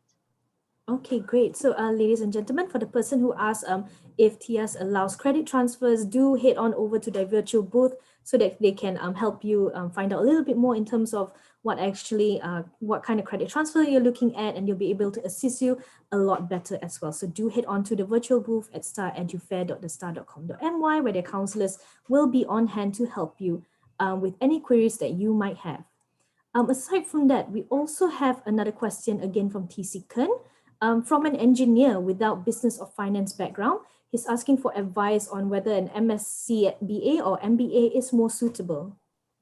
I think that depends on how many work experience do you have right now. So if you already 5 years of experience in engineering, I will suggest that you should take MBA. But if you have 2 years of less than 2 years or less than 2 years of work experience, I would suggest you to take the MSc BA, because when you choose the program that you take for either MBA or MSc BA, you also need to think about your career after you graduate. You want to, if you can accept, or if you are willing to starting from a junior position, then MSc BA will be fine. But you are targeting at the manager level after you graduate, then should go to MBA. So that also depends on your work experience right now, and also your career development afterwards. Okay, great. Thank you so much. I hope that answers TC Kern's question. Another question that we have, we talked a lot about MBA, MS, and MSc BA, but we do have a question from Siddiq Junaidi, who's asking if you actually offer degrees in marketing, for example. Not specifically for marketing. That we only one general MSc BA, and you can choose specialization in marketing. I see. Okay, great. So that is the question from Siddiq. I hope that answers your question. He also has a question in terms of, are there any guarantees of getting an employment upon graduation from TIAS? There's no guarantee, definitely not, no matter it's internship or the full-time job. Sure. But I think you need to put the effort by yourself, really, really hard. So at the beginning until the end.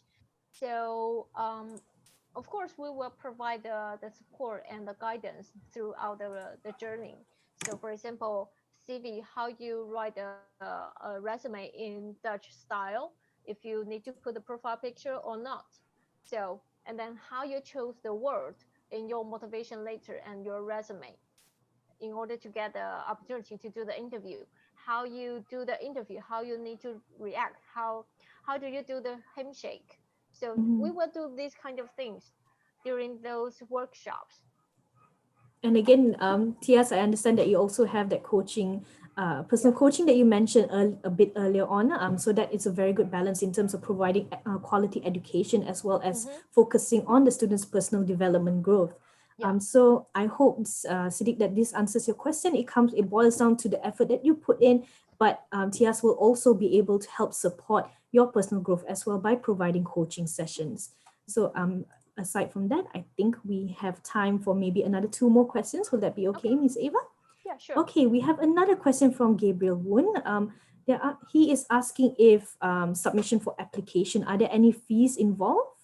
No, I mentioned that for MSCBA, we are running the application fee waiver until end of this month. So if you are applying for an MSCBA, there's no extra fee. Yeah, there's no Okay, that's until you receive and until you accept this offer. okay, great. Gabriel is also asking, is there any interview once you are in TIAS for the first time? What is the process like? We only have one-time interview normally in normal case. So after you finish, you pass all the steps like you submit the online application form and finish the or pass the capacity test. There will be only one interview, and then you will need to do the 2-minute introduction, like 2-minute pitch Mhm. at the beginning of the interview, and then our admission board will ask the questions. It's one-on-one interview. Great. So Gabriel says, thanks very much for getting to his question. Aside from that, Yi Xiong Chua is asking, is the program recognized by the Chartered Financial Analysis, CFA? CFA, the certificate, I think MSCBA, we got, I can get back to you. Can I? Okay, great. So, Yeah. ladies and I gentlemen, think yeah. no worries. Okay, for this question, for anyone who likes to find out more information in regards to the different programs that TIAS have, do be sure to head over to the virtual booth. This is where you can schedule live appointments, one-on-one appointments with the counselors who are already on standby, and also participate in the live chat there as well. So in terms of queries to whether or not it is recognized by CFA, later on, if you want to find out a little bit more about the program, you can also ask that similar question there and then. Aside from that, I think we have time for one more question. This is from TC Kern once again. What is your criteria for acceptance of students besides their qualification and work experience? I think when you do the interview, our admission board will look into your personality and how you react to each other, because at TIAS, teamwork is really important. You need to do lots of group discussion. So I would suggest that you bring out your experience in teamwork and your international experience, because we focus on these two. Yeah, we focus on these two parts very quite a lot. Your experience in teamwork and also international experience. Hello? Okay, great. Thank you so much, Miss Ava. So sorry, I forgot to unmute myself. Thank you for for giving me that very quick prompt. Yeah. I think that's all the time that we have for the Q&A session for today. But thank you so much for your sharing session. I do hope that it's very beneficial for people who are looking to actually further their studies for their MBA and for their MSCBA in the Netherlands as well. Sorry, Julia, can I Sure. just add one more thing? Yeah. Go ahead. There's one student or the participant that she or he asked about how can the non-business background pick up the business knowledge very quickly, right? That's I right. think the other reason is we help each other, because I mentioned that we value the diversity. So That's right. there are simply some business background students and also non-business background students, and then we will divide into study group very evenly, and then we will always help each other out. So some students might have strongest part in marketing, so she will do Right. that part when do the marketing subject modules. Yeah, so you can always learn from each other.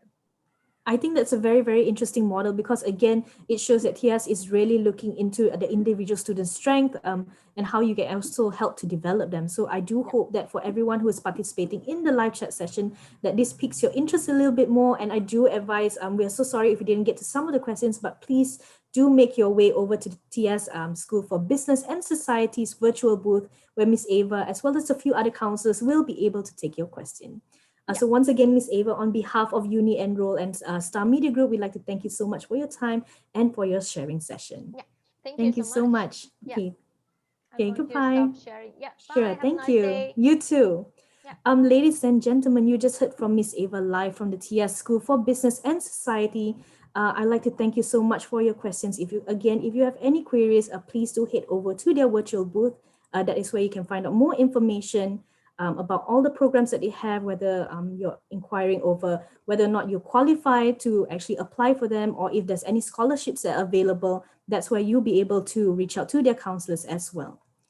Ladies and gentlemen, in about 5 minutes time, we'll actually be hearing from our very next speaker, who is actually currently in the call right now. His name is Mr. Seamus Mayhew. He is from the Irish Universities and Medical Schools Consortium. Hi, Mr. Seamus, can I see you on screen as well, if I could get you to unmute it? Hi, can I get you to unmute? Hello there. How are you? I'm doing Can you hear good, me? thank you. Yes, I can hear you loud and clear. How are you today? Excellent. Doing very well. Thank you Okay. for organizing. No worries. It's our pleasure to have you. It's really great having you here. And we actually have quite a number of people in the live chat right now, and also people who are tuning in from Facebook. So ladies and gentlemen, be sure to register if you haven't already, so that you can actively participate in the live chat session for any questions for our next session. So once again, we have here with us Mr. Seamus Hugh. He is the recruitment director at the Irish Universities and Medical Schools Consortium. So shortly, he'll be sharing with us how you can actually apply to medical schools in Ireland. So Mr. Seamus, if you don't mind my asking, where are you dialing in from right now? I'm actually in Bangkok at the moment. So as you said, I represent the Irish Universities and Medical Consortium, and we have offices in KL in Malaysia and also in Bangkok in Thailand.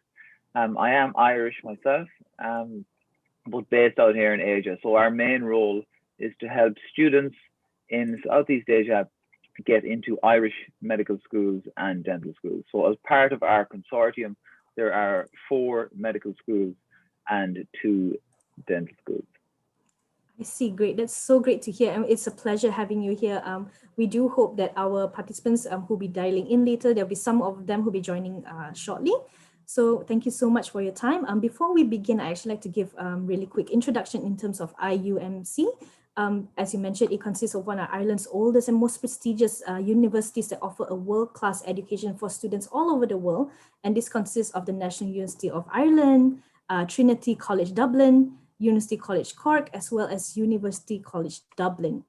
So the IUMC has been welcoming Malaysian students into the Irish medical schools for over 30 years. And later on, like I mentioned, Mr. Seamus will be sharing with us how you can apply to medical schools in Ireland. So before we get started, once again, ladies and gentlemen, thank you so much for joining us at the Star Virtual Education Fair. If you're watching us live on Facebook, we do encourage you to actually register at the Star at staredufair.thestar.com.my. This is where you will actually gain access to the live chat, where we'll be answering your questions later on once the presentation is over. Earlier on, you heard from a number of our renowned speakers. So earlier on, we actually heard from Miss Eleanor Rao. She was the supervisor of international admissions from the Chinese University of Hong Kong, Shenzhen. We also heard from Miss Ava Lai, who is the program advisor, and she shared with us how you can actually develop your career in the Netherlands. She was from the TIAS Business School. And very, very, very shortly, we'll be hearing from Mr. Seamus Mayhew. He is the recruitment director at the Irish Universities and Medical Schools Consortium. And he'll be sharing with us in terms of how you can apply to medical schools in Ireland. So ladies and gentlemen, once again, be sure to register at edufair.thestar.com.my. This is where you actually stand a chance to get exclusive Shopee vouchers as well as participate in the live chat as well. For those of you who are watching on Facebook, and if you're not keen on registering, please do so. But at the same time, if you feel more comfortable putting in your questions, please put them in the comment section and we'll be compiling them later on. So I think we have about 2 more minutes before we can begin, but looks like we are all set. Mr. Seamus, do you have any presentation slides that you'd like to share later on? Yes, sure. Okay. I might test my screen now to make sure I can share. Yes, please do. Go ahead. One moment.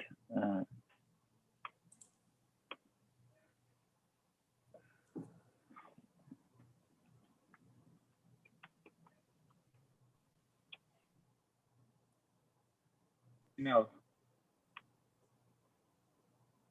Okay, great. I can actually see your screen. Are you able to go into full screen mode? Is that okay? Okay, great. Everything looks good, and we can hear you loud and clear. So if you're ready to proceed, the floor is yours.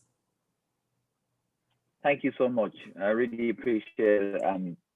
Thank you for organizing, to you and your team. And I just want to say, for everybody online, I really, really appreciate you taking the time on a Sunday morning to join and learn more about studying in Ireland and applying to medical schools. We really appreciate it. My own name is Seamus McHugh. I'm the recruitment director of the Irish Universities and Medical Schools Consortium. All of our universities are in Ireland. Our universities do all sorts of subjects. However, medical schools and dental schools are our main focus for my IUMC office, which is based in Malaysia. We have 4 universities within our consortium, 2 in Dublin, 1 in Galway, and 1 in Cork. In Dublin, we have Trinity and UCD. In Cork, we have UCC. And in the west of Ireland, we have NYG, National University of Ireland, Galway. Today, we're just going to cover, about how to apply, really focus on how to apply through the IUMC, and also some information on entry requirements and Ireland in general, and hear from some of our students also. We'll also have a Q&A session, so please put your questions in the box and I will answer as many as I can at the end.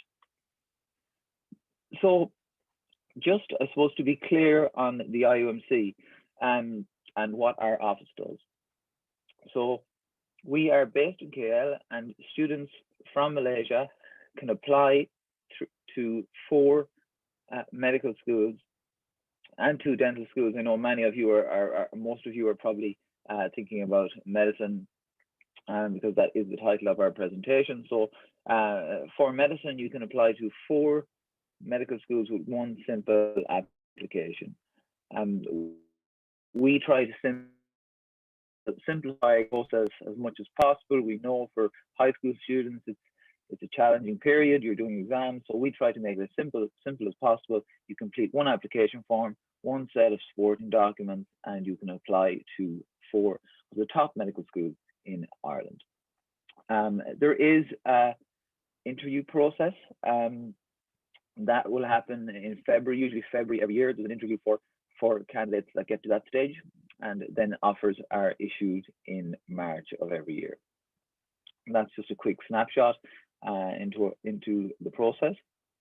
What our office does, as mentioned, we help students get offers to medical. We advise on requirements and how to apply.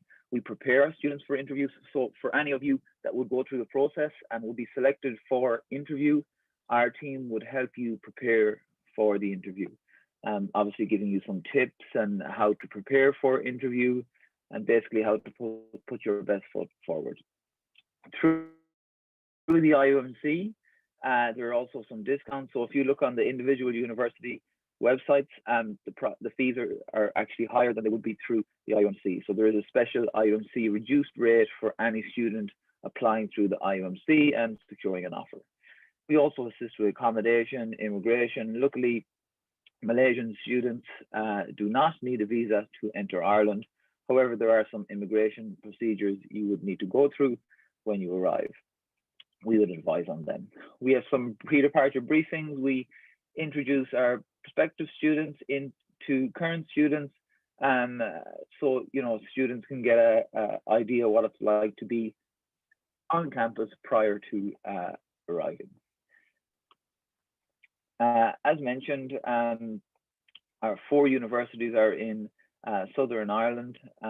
We have UCD and Trinity in Dublin, University College Cork in the south of Ireland, and in the west of Ireland, National University of Ireland, Galway. So they are the top 4 universities in Ireland, the top 4 medical schools, all ranked in the top 1% globally.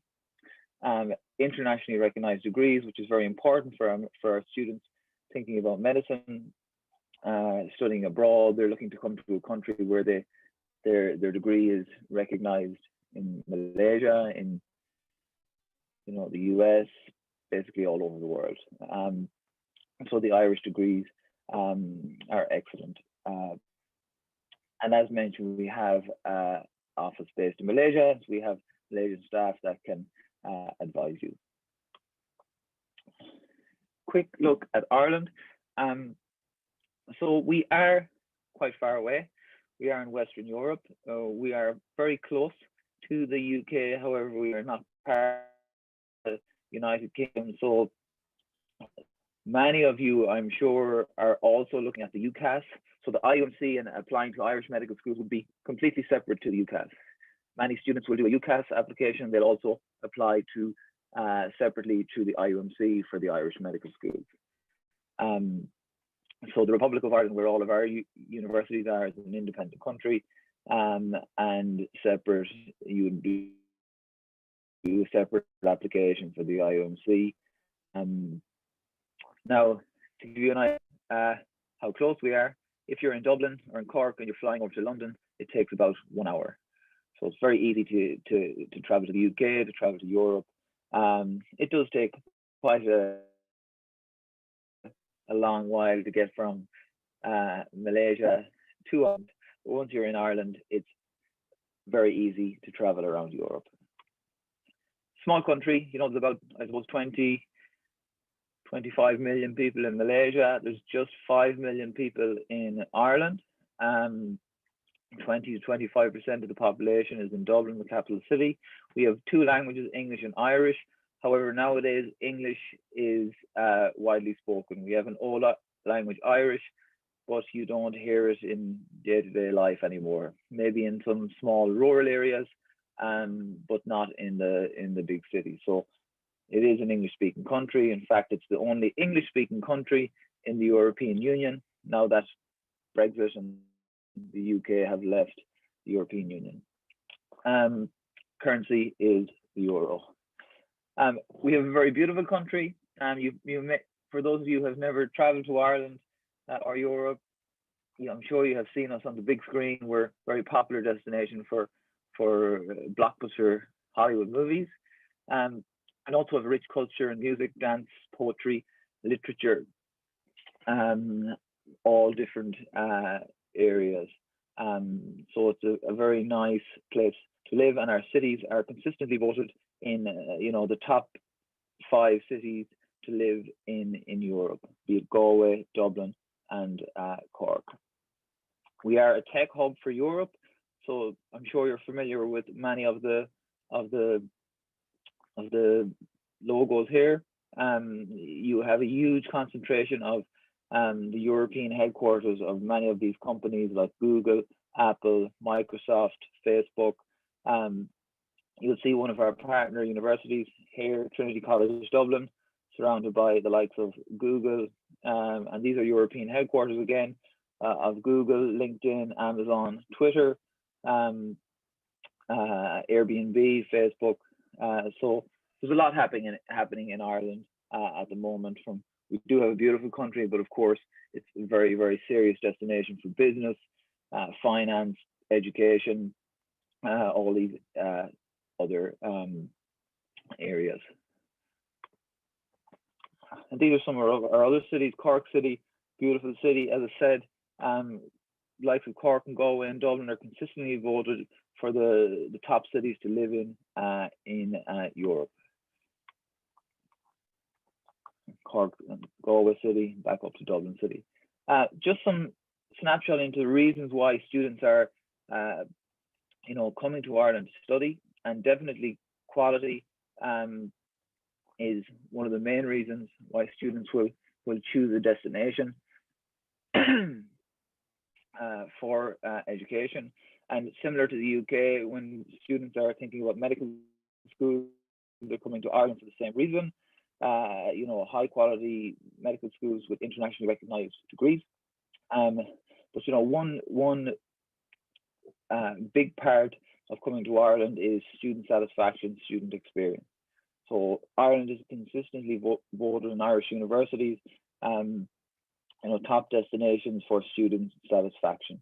And that would cover many areas from academics to accommodation to lifestyle.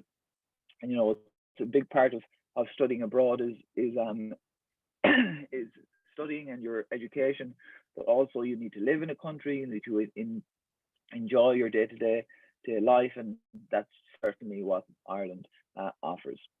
It's an English-speaking country, as mentioned, and there are opportunities post-graduation. Excuse me. So, for students coming to study medicine, you can apply for an internship in Ireland, in the UK, in North America, back in Malaysia. So there are opportunities to apply for your post-graduate training in Ireland. Back to our original style of applying, through the IOMC, as mentioned, you would submit one application form. You would select your preference of university. So be it Dublin, Cork, or Galway, you would look into the universities, consult with us, select your preferences. And then if you get to the next stage, you would go through an interview process.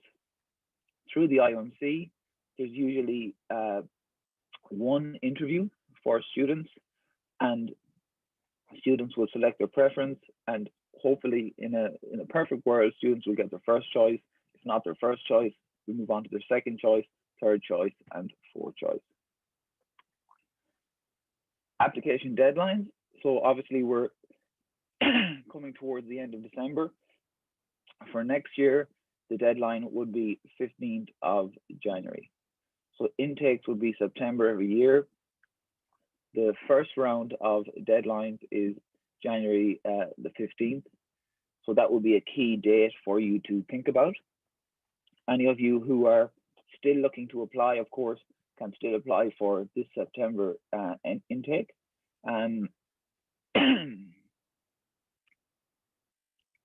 then your interviews would be in February.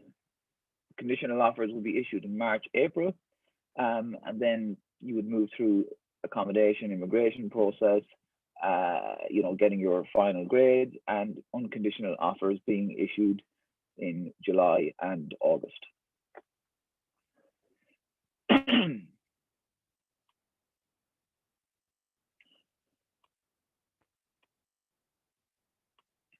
So that would be a kind of I just run back to the slide. That would just be a short journey through the IOMC, and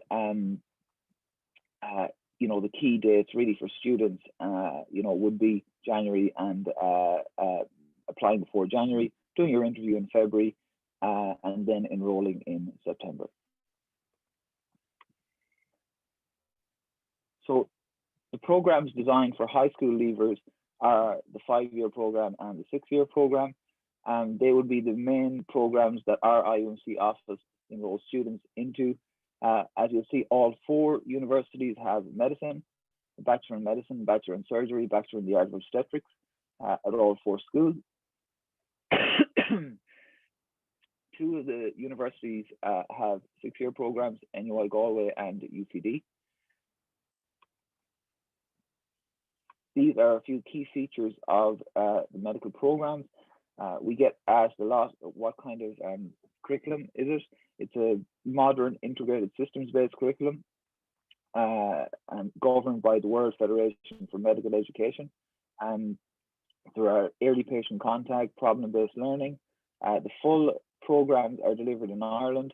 So if you're looking at medicine, you might see other programs where you do 2.5 years in Ireland and 2.5 years in Asia. Through the IOMC, the full 5 years are delivered in Ireland. So your training, all your clinical training would be done and completed in Ireland. There would be opportunities to travel also through clinical electives. So your full 5 years would be in Ireland. However, for example, in year 4 and year 5, you can do summer electives in North America, in the UK, in various medical schools that the universities would partner with throughout the world.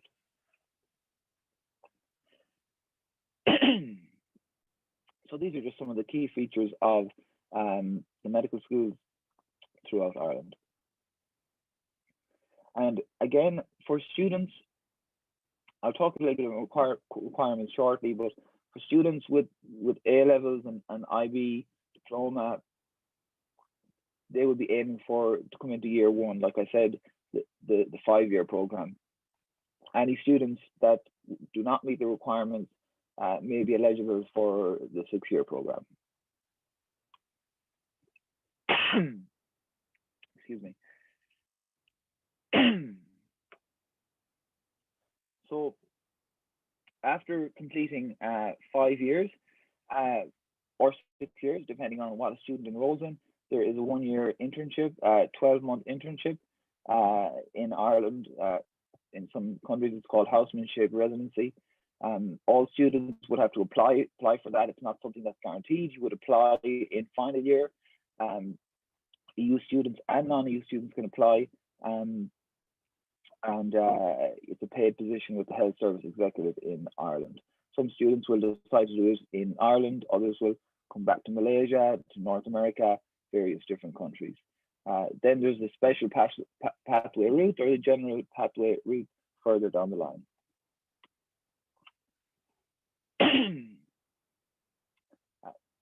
For the universities that we partner with, as mentioned previously, National University of Ireland, Galway, founded in 1845, 18,000 students from over 115 different countries. It's the biggest university in the west of Ireland, and the medical school is attached to Galway University Hospital. Very convenient for students. Small city, Galway City. You can get from your accommodation to the city centre, to the hospital, training hospitals, to your accommodation and university. Up to Dublin, we have Trinity College Dublin. Trinity have about 18,000 students.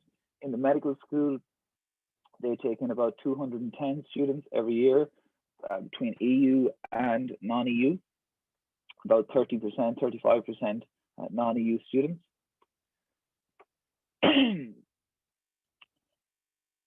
Trinity is the oldest university in Ireland. The medical school, in fact, was founded in 1711, and 4 major teaching hospitals would be St. James's, Tala, St. Patrick's, and the Coombe, all in Dublin. Trinity is in the city centre, so 2 of our universities are in Dublin. Trinity would be right in the heart of the city, in the city centre, and UCD out in the suburbs. University College Dublin, UCD, is about 25 minutes from the city centre, and it is the largest university in Ireland with about 38,000 international students. And they would take in the largest cohort of medical students also each year. And in the south of Ireland, we have UCC, University College Cork, with about 23,000 students in total, with 15% international students, just over 3,000 international students. And excellent partnerships with universities worldwide. And as you'll see through the slides, all of the universities have different speciality and research areas. Irish universities are obsessed with research, so all of undergraduate students would have an opportunity to do research in their undergraduate degree. As you can see, I have a bit of a cough, so I let the students give some feedback themselves. Here's some videos we did on campus last year.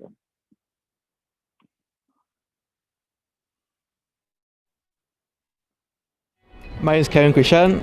I'm from Johor Bahru, Johor, Malaysia. And the best thing about UCC, in my opinion, is the numerous amount of clubs and societies which are available for students to join. My name is Maria and I'm Egyptian. I love that Irish people are so friendly and that they have a positive attitude to life. I also met a lot of people from different countries like France and Spain and China and many other places. And I love that that allows me to explore different cultures and traditions. Hi, my name is Adeline and I'm from Malaysia. So what really appealed to me when I was choosing a university to study in is that NUI Galway School of Medicine is attached to the Galway Hospital, which is the biggest in the west of Ireland, and it's really convenient for students. Hello, I'm Shuying. I'm from Malaysia. So during my 5 years here in Ireland, I met people from different walks of life. With that, it has really expanded my knowledge about the world.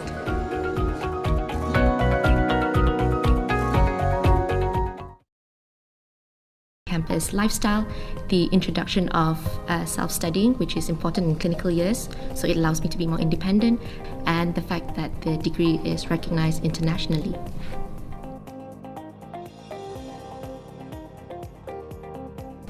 I chose to study medicine at UCD because it's one of the top universities in the world, and I also have friends here telling me about the quality of medicine provided and the great experience they're having in UCD.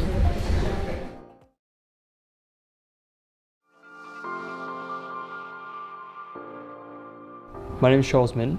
I'm from Vietnam, and I chose to study at Trinity College Dublin because I believe that it strikes the ideal balance between theoretical and practical work.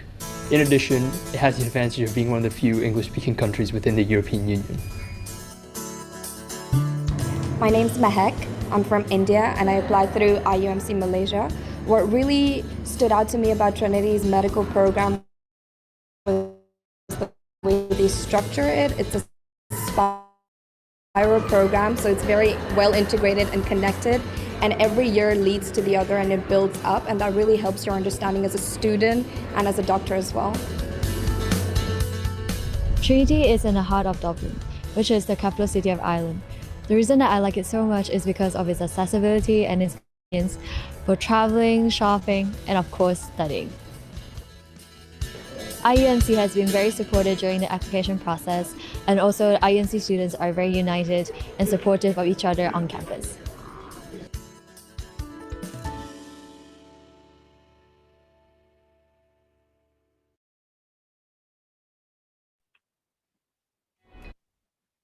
Okay. Thank you to our students. So as mentioned, there is a discount through the IUMC. So the fees that you would see on the university website will be anywhere from 6,000 to 14,000 euros reduction in fees through the IUMC. Just a bit about entry requirements. I'm sure many of you are interested in knowing. Now, the two ones I've highlighted here are IB and A levels, because they would be the most the qualification would be most familiar with. It's important to note that you do not need an examination like HPAT or UKCAT for students applying for non-EU places. So if you look on the university website for Ireland, you might see a HVAT examination. So that is only for Irish and EU students. The minimum entry standard would be all A's in chemistry and at least one other science subject. So this would be for 5-year medicine. For IB, it's 36 points, again with high level chemistry and another high level science subject. So we would see students presenting with higher level chemistry, higher level biology, and maths is okay to have either at high level or at standard level. IELTS, TOEFL also would be IELTS is accepted, as you can see, but TOEFL and other English examinations are also accepted. If any of the students, I think most in Malaysia will be doing A-levels, IB, STPM, this AP and SAT would be the American curriculum, so that would also be accepted. These would be the living costs in Ireland, anywhere from 1,100 to 1,400 euros. I'll flick through that quickly because I want to focus on this slide. Applying, again, as I mentioned at the start of the presentation, we try to simplify the process. Students can fill out our IUMC application form, select the 4 medical schools they wish to apply to, submit, gather supporting documents, shall I say, and submit all to our office before the deadline. The documents that you need to submit are your actual grades, predicted grades for examinations yet to be taken, high school transcripts, so grade 9, grade 10, grade 11 transcripts, to show a history of your academic achievements. Reference letter, minimum one reference letter from your school, personal statement of 500 to 700 words, IELTS or TOEFL. In some cases, the student might be exempt from IELTS or TOEFL, but you can get in touch with us about that if you think you are exempt. CV, resume, that would just be a 1 to 2 page document outlining your experience, your any work experience that you have. Many of our students will have 2 weeks or 1 week shadowing a doctor in a hospital. Now that is advantageous, however, it is not necessary to have that that's not, you can still obviously apply without having experience in a clinical setting. Copies of your passport and application fee. If you apply to 1 university or 4 universities, it's 50 euros. And then, as mentioned, there is an admissions interview in February. You can submit when you get the application form, and if you are hearing about the IOMC for the first time, you can just contact our office. Our email is there, office@iomcireland.com. You can just send us an email and say, please send me an application form, give us some details of your education qualifications, and you can request an application form. We will send across the application form and some other important information, and we can take it from there. And then just to finish off, about living in Ireland and accommodation, there's various, for most of our students, 3 out of 4 of our universities, we would have campus accommodation available for the students. The only university that has off-campus accommodation would be Trinity College Dublin. It is Trinity-owned accommodation in Trinity Halls, about 20 to 25 minutes away. Very nice accommodation and very easily accessible to the main campus. These would be some other options available. Living style would be apartment living in Ireland. 3 to 4 students per apartment, sharing the kitchen facilities and the living space. And in many cases, most of our students would request their own private room.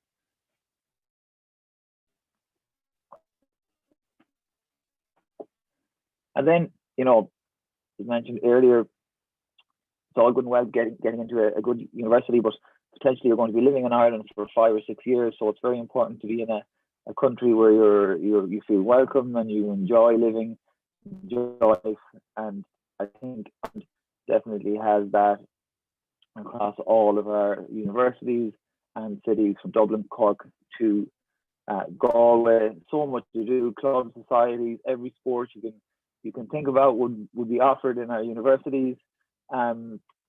we're not all interested in sport, and if you're not, there's many other things to get involved in, from history to politics. You know, the Malaysian Society, which is very active, Med Society, which is most of our students, if not all of our students, who get involved with the Medical Society, and they're kept very busy with that. There's also Malaysian Medic International organization the Malaysian students get involved with. So much to do for students, and definitely important not just to spend all your time studying. And these are just some of our students sending us photos back of their time in Ireland. So look, thank you very much. I leave it at that for now, and I think hopefully have some questions from our students. Hi, Mr. Seamus. Thank you so much for that sharing session. We actually do have a number of questions that have already come in. And ladies and gentlemen, please do keep them questions coming, because we actually have quite some time to actually take your questions. Again, ladies and gentlemen, if you're catching us via Facebook, do register and you will get the link to the Zoom session right now. And you'll also be able to access the live chat on thestar.edufair.thestar.com.my. And this is where we'll be getting our questions out in just a bit. Mr. Seamus, I actually do have one question from TC Kern. He is asking, can you actually describe what are the differences between the 4 universities in terms of their ranking? Hi, Mr. Seamus, can you hear me? Hello. Hi, Mr. Seamus, can you hear me? Mr. Seamus, can you hear me?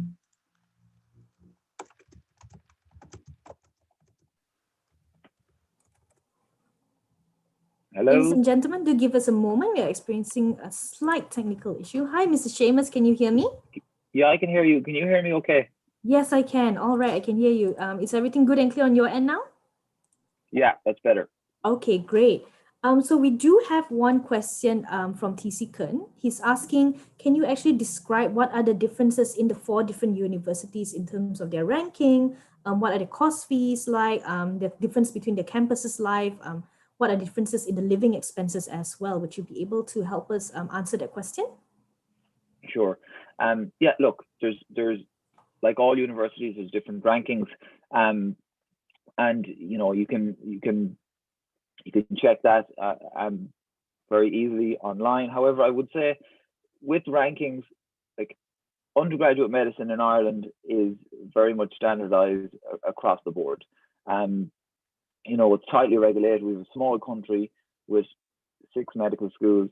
So if you end up in Dublin, if you end up in Cork, if you end up in Galway, you're going to get a high quality medical education across all 4 schools. There are slight differences in the programs, and I think it's important for students to look at the differences in detail. And you know, we would go through any of the information with the student, any further information they need if they're looking into the medical schools. And you know, in addition to that, some students might want to live in a big city like Dublin City, the capital city. Others might want to live in a quieter area like Cork or Galway, might be more suitable for them. So we need to think about that. In terms of living expenses,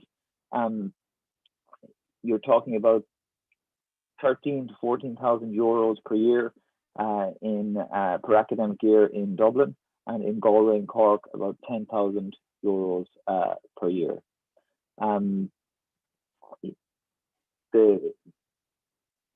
You know, looking at the universities again, they would have different partnerships with other medical schools around the world, and different programs where students can go on clinical electives, different research areas that students might be interested in. So there would be some areas to look into. What we usually say to students is, you know, look into individual medical schools, universities, cities, and then consult with us and get, you know, any questions they have. We can help them with it. Okay, great. Thank you so much, Mr. Seamus. I hope that answers TC's question. He does have some other questions right now, so if we can just get to them. He is asking if the cost fee of 39,000 euro, is it inclusive of the first and second non-clinical year? Yeah, so they are yearly fees. Yeah, so if you look on the university website, fees range from 45,000 to 53,000 euros per year. So through the IUMC, they're reduced to 39,000 euros. So that would be yearly tuition fees. So when we say 39,000 euros, that would be for 2021. And obviously fees would continue. There might be slight increases from 2 to 4% every year. Some years they don't increase, depending on university, but students should expect that fees would increase slightly by 2 to 4%. Yeah, so that would be the main tuition fees for the university, and add on living expenses depending on what city they go to. Galway and Cork would be 10,000 euros, and Dublin 13,000 to 14,000 euros per academic year. Okay, great. Thank you so much, Mr. Chambers. We do have another question also from TC Chen.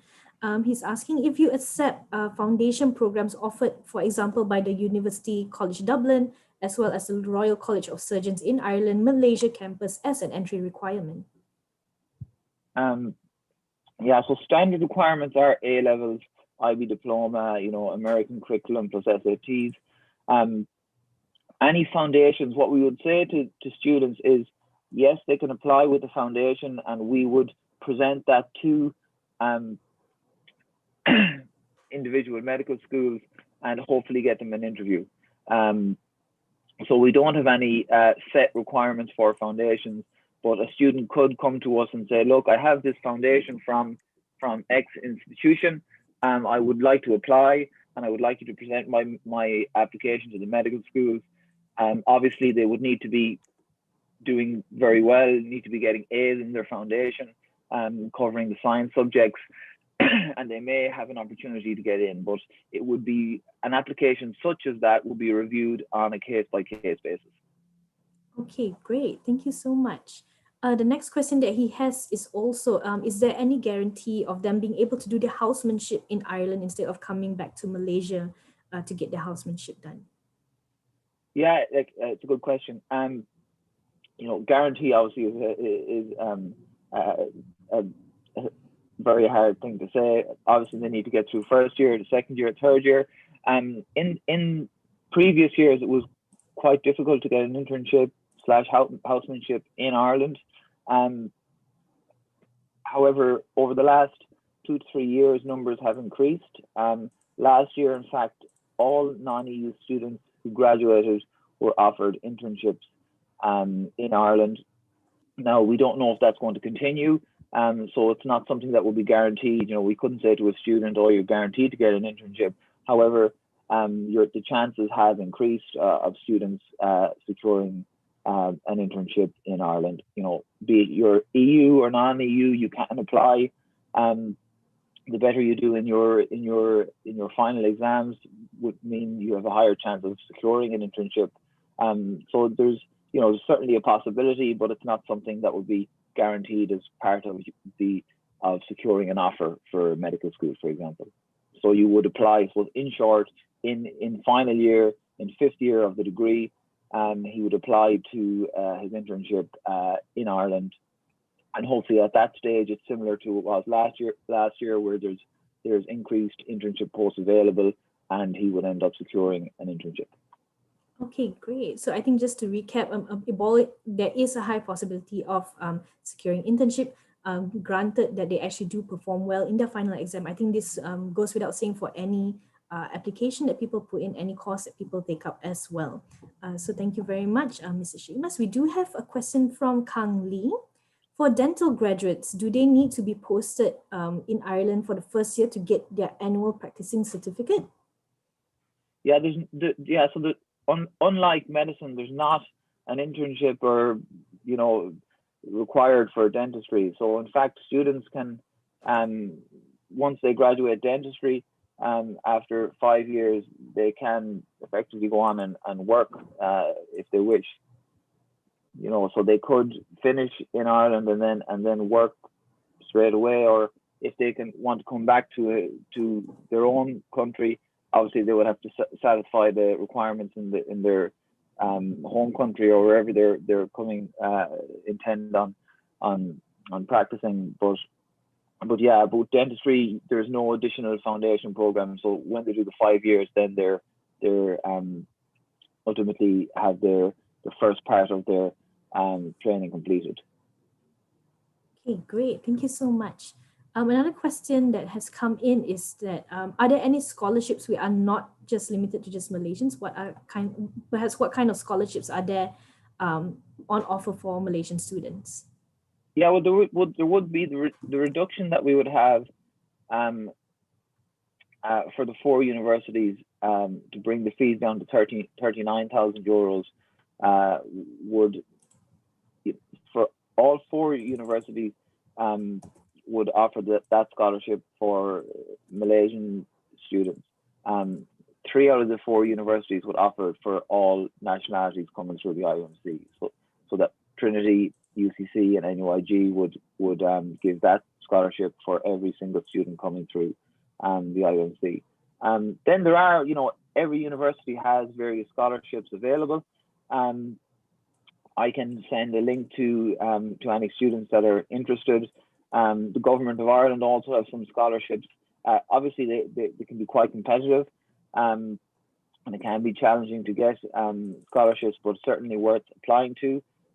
Trinity, for example, have foundation scholarships. So for students that are actually enrolled in the program and who are in second year, they can apply for a scholarship and potentially get a full fee waiver in the following year.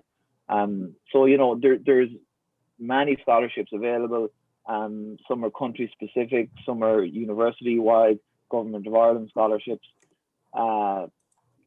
So students, that's something students should be looking into. It can be competitive, but we can help point students in the right direction. Okay, great. Thank you so much. We have a question from Miss Mary Chu. Does IUMC help students to actually get their internship placements, or would students actually need to get that on their own if they're studying in Ireland? Yeah, so the medical, so for example, if student enrolled in UCC or Trinity or NUIG, the medical school itself will help them apply for the internship. I see. So when they're in their final year, the medical school will help them apply to the health service executive in Ireland, which is our equivalent to the NHS, which some students might be familiar with. And the medical school will help them through the application process, and they'll apply and hopefully get their internship in Ireland if that's what they want. Okay, great. Thank you so much, Mr. Seamus. We have one question from Yi Seong Chua. Based on past records, how many applicants were there from Malaysia that applied through IUMC, and how many of them actually managed to enroll into the universities that they applied for? Okay, yeah, good question. So we get about we look after Malaysia and its surrounding areas, so Thailand and Vietnam. So as a whole, as I say, in the ASEAN region, we will get 300 to 400 applications every year. Now, Malaysians, we could get 30 to 40 Malaysians in through the IUMC every year. Okay, that's good to hear. So I do hope that answers their question, and rather it's an encouraging figure. Do please consider enrolling as well. If you have any queries in terms of the different programs that the universities have, do feel free to reach out to the counselors at the virtual booth at the edufair.star.com.my. Right now, we'll head on to the next question. Earlier on, one of your slides actually showed about undergraduate entry medicine. It could take up to 5 to 6 years. So one of the questions that came in is, do the years of study depend on their pre-university qualifications? Yeah, sure, good question. Yes. So I believe you looked at 5 years and 6 years. If, for example, a student has we just say A levels. We take A levels. If a student has chemistry, biology, and maths, and they have AAA, and they perform well at interview, and then they have a high chance of getting into 5-year medicine. If a student maybe, it doesn't have one science, or they have A's and B's, or they're in their exams, then potentially they get into 6-year medicine. So it's mainly based on, I suppose, academic performance and your interview. Ideally, most of our students want to get into the 5-year program. It's one less year, and it's one less year where you have to pay tuition fees and living costs also. So ideally, our students will aim for 5-year medicine, but it's a good backup to have and still have an opportunity to get into 6-year medicine. And it's a good question, because you don't have to make 2 separate applications. What you would do through the IOMC is just you make one medicine application, and we would try to get you into 5-year medicine. And if that doesn't work out, then potentially you would have an opportunity for 6-year medicine. So yeah, in short, it is based really on your academic qualifications, your predicted grades, or actual grades that you may have. Thank you very much, Mr. Seamus. We have one more question. Again, this is from TC Chen. This is in regards to in-campus accommodation. For international students, are there, for the in-campus accommodation, are they on lease for the first year, for first-year students in any way? Are they, what's that? Are they what? Are At they? least, I think in terms of rental, how is it like for accommodation for first-year students? Okay. Yeah. So yeah, I don't think I mentioned this. We have a lot of students coming in every year. We send anywhere from 60 to 80 medicine and dental students into our 4 Irish universities every year. So we have a lot of students going in. So we block book accommodation in all 4 universities. So once you're applying early, we would guarantee that students would get accommodation, especially for year 1. And yes, you would rent, an apartment, a student accommodation, should I say, with 1 room. Most of our students, in fact, select, ensuite rooms, and there's a contract for from September to June, and that would be a contract with yourself and the university accommodation, and that's how it would work. And depending on what university you would secure an offer to, some you would have to pay up the accommodation up front, some you would pay in installments. You would pay for first semester and then you would pay for second semester. But we would make sure we would help you through that process. And I hope that answers your question. I hope I covered your question in that answer. Okay, great. TC Chen also has another follow-up question in terms of accommodation as well. He mentions he noticed that accommodation is actually outside of the campus and students would probably need to take a public transportation to the universities. Maybe you could let us know if there are any kind of public transportation available. Yeah, okay, thanks for pointing that out. That is for 1 university, in fact. So 3 of our universities,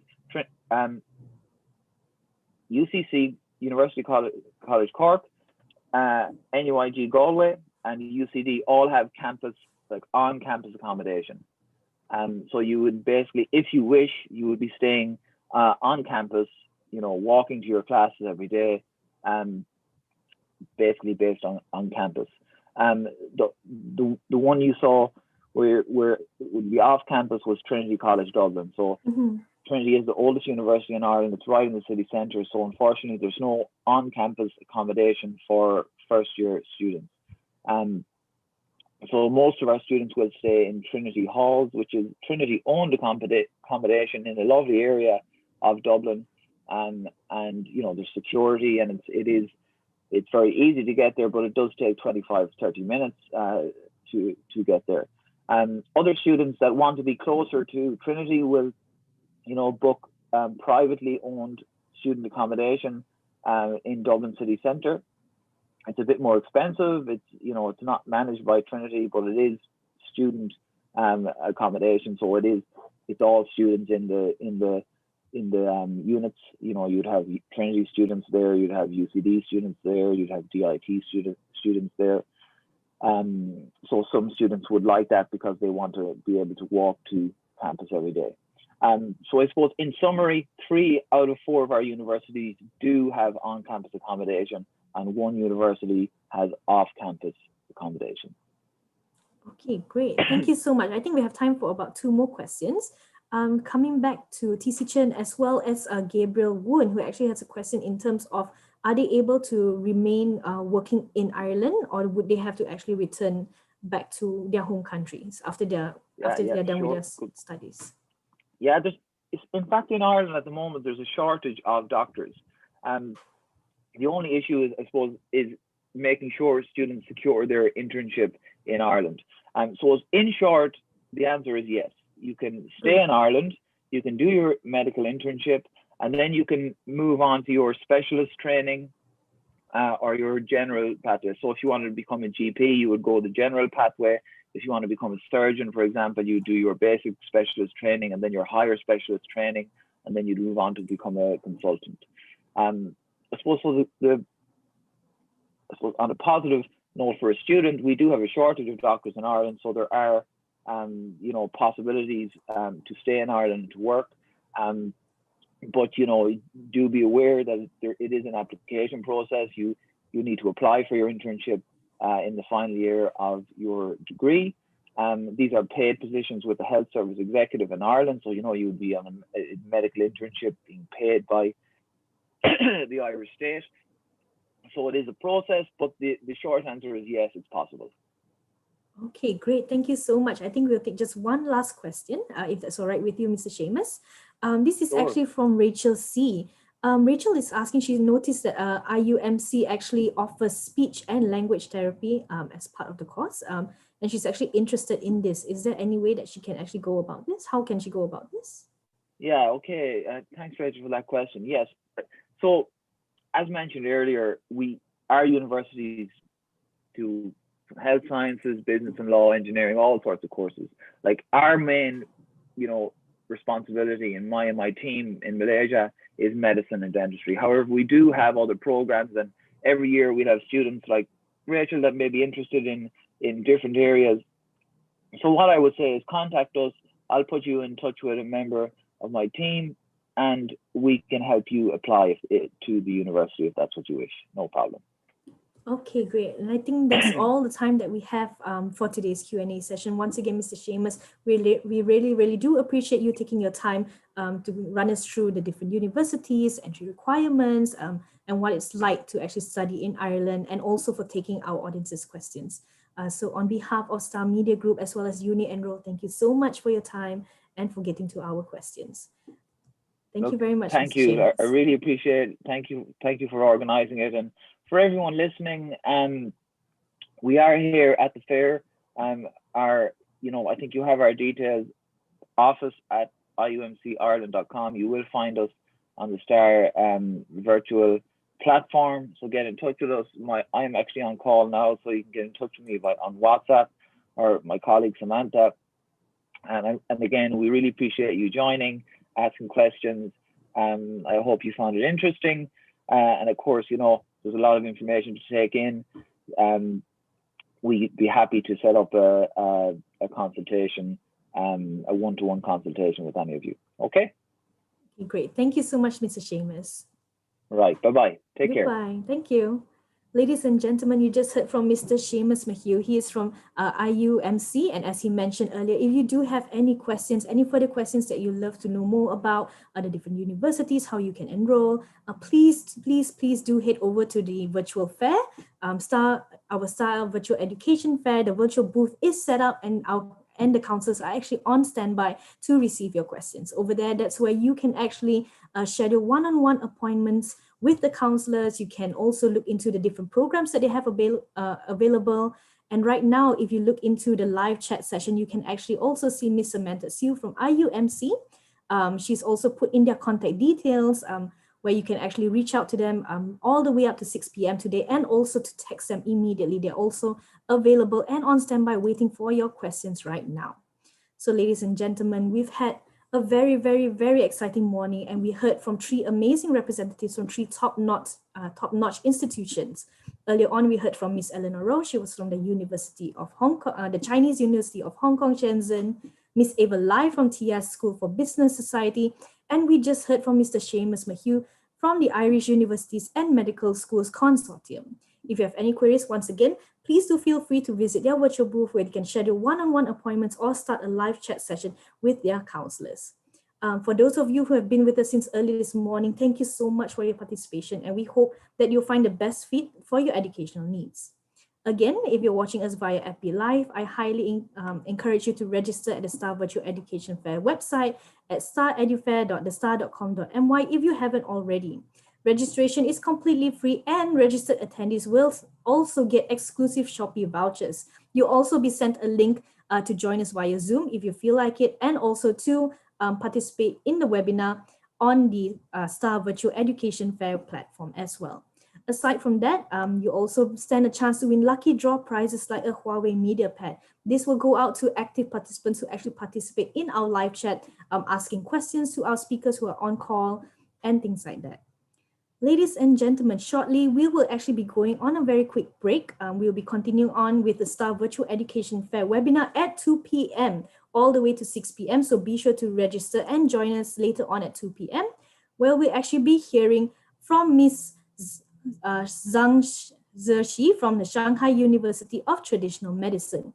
So just to run through our program after our lunch break at 2 p.m., we'll be actually exploring how you can start your journey in exploring Chinese medicine. And you'll be hearing from a representative from the Shanghai University of Traditional Chinese Medicine. At 3 p.m., you'll be hearing from Associate Professor Dr. Tang Ka-Fei. He is the head of School of Engineering at Asia Pacific University. We'll also be hearing from two more speakers, two speakers at 4 p.m., again from Asia Pacific University. They'll be sharing with us the career pathways and global recognition as an actuary. Following that, at 5 p.m., for those of you who are interested in design, VFX, and animation, we have Miss Debbie Liu, who is the Associate Head of School of Media Arts and Design, also from the Asia Pacific University of Technology and Innovation. And our very last session will be at 6 p.m., where you'll be hearing from Mr. Huraira Muhammad from Study Germany. So ladies and gentlemen, once again, we'll be going on a very short break for the webinar session, but please do make sure to tune in once again at 2 p.m., register and come and visit us at staredufair.thestar.com.my. In the meantime, please do feel free to visit the virtual booths, look at all the different participating universities that are there, and also check out the webinar schedules. So once again, thank you for joining us, and we'll see you at 2 p.m.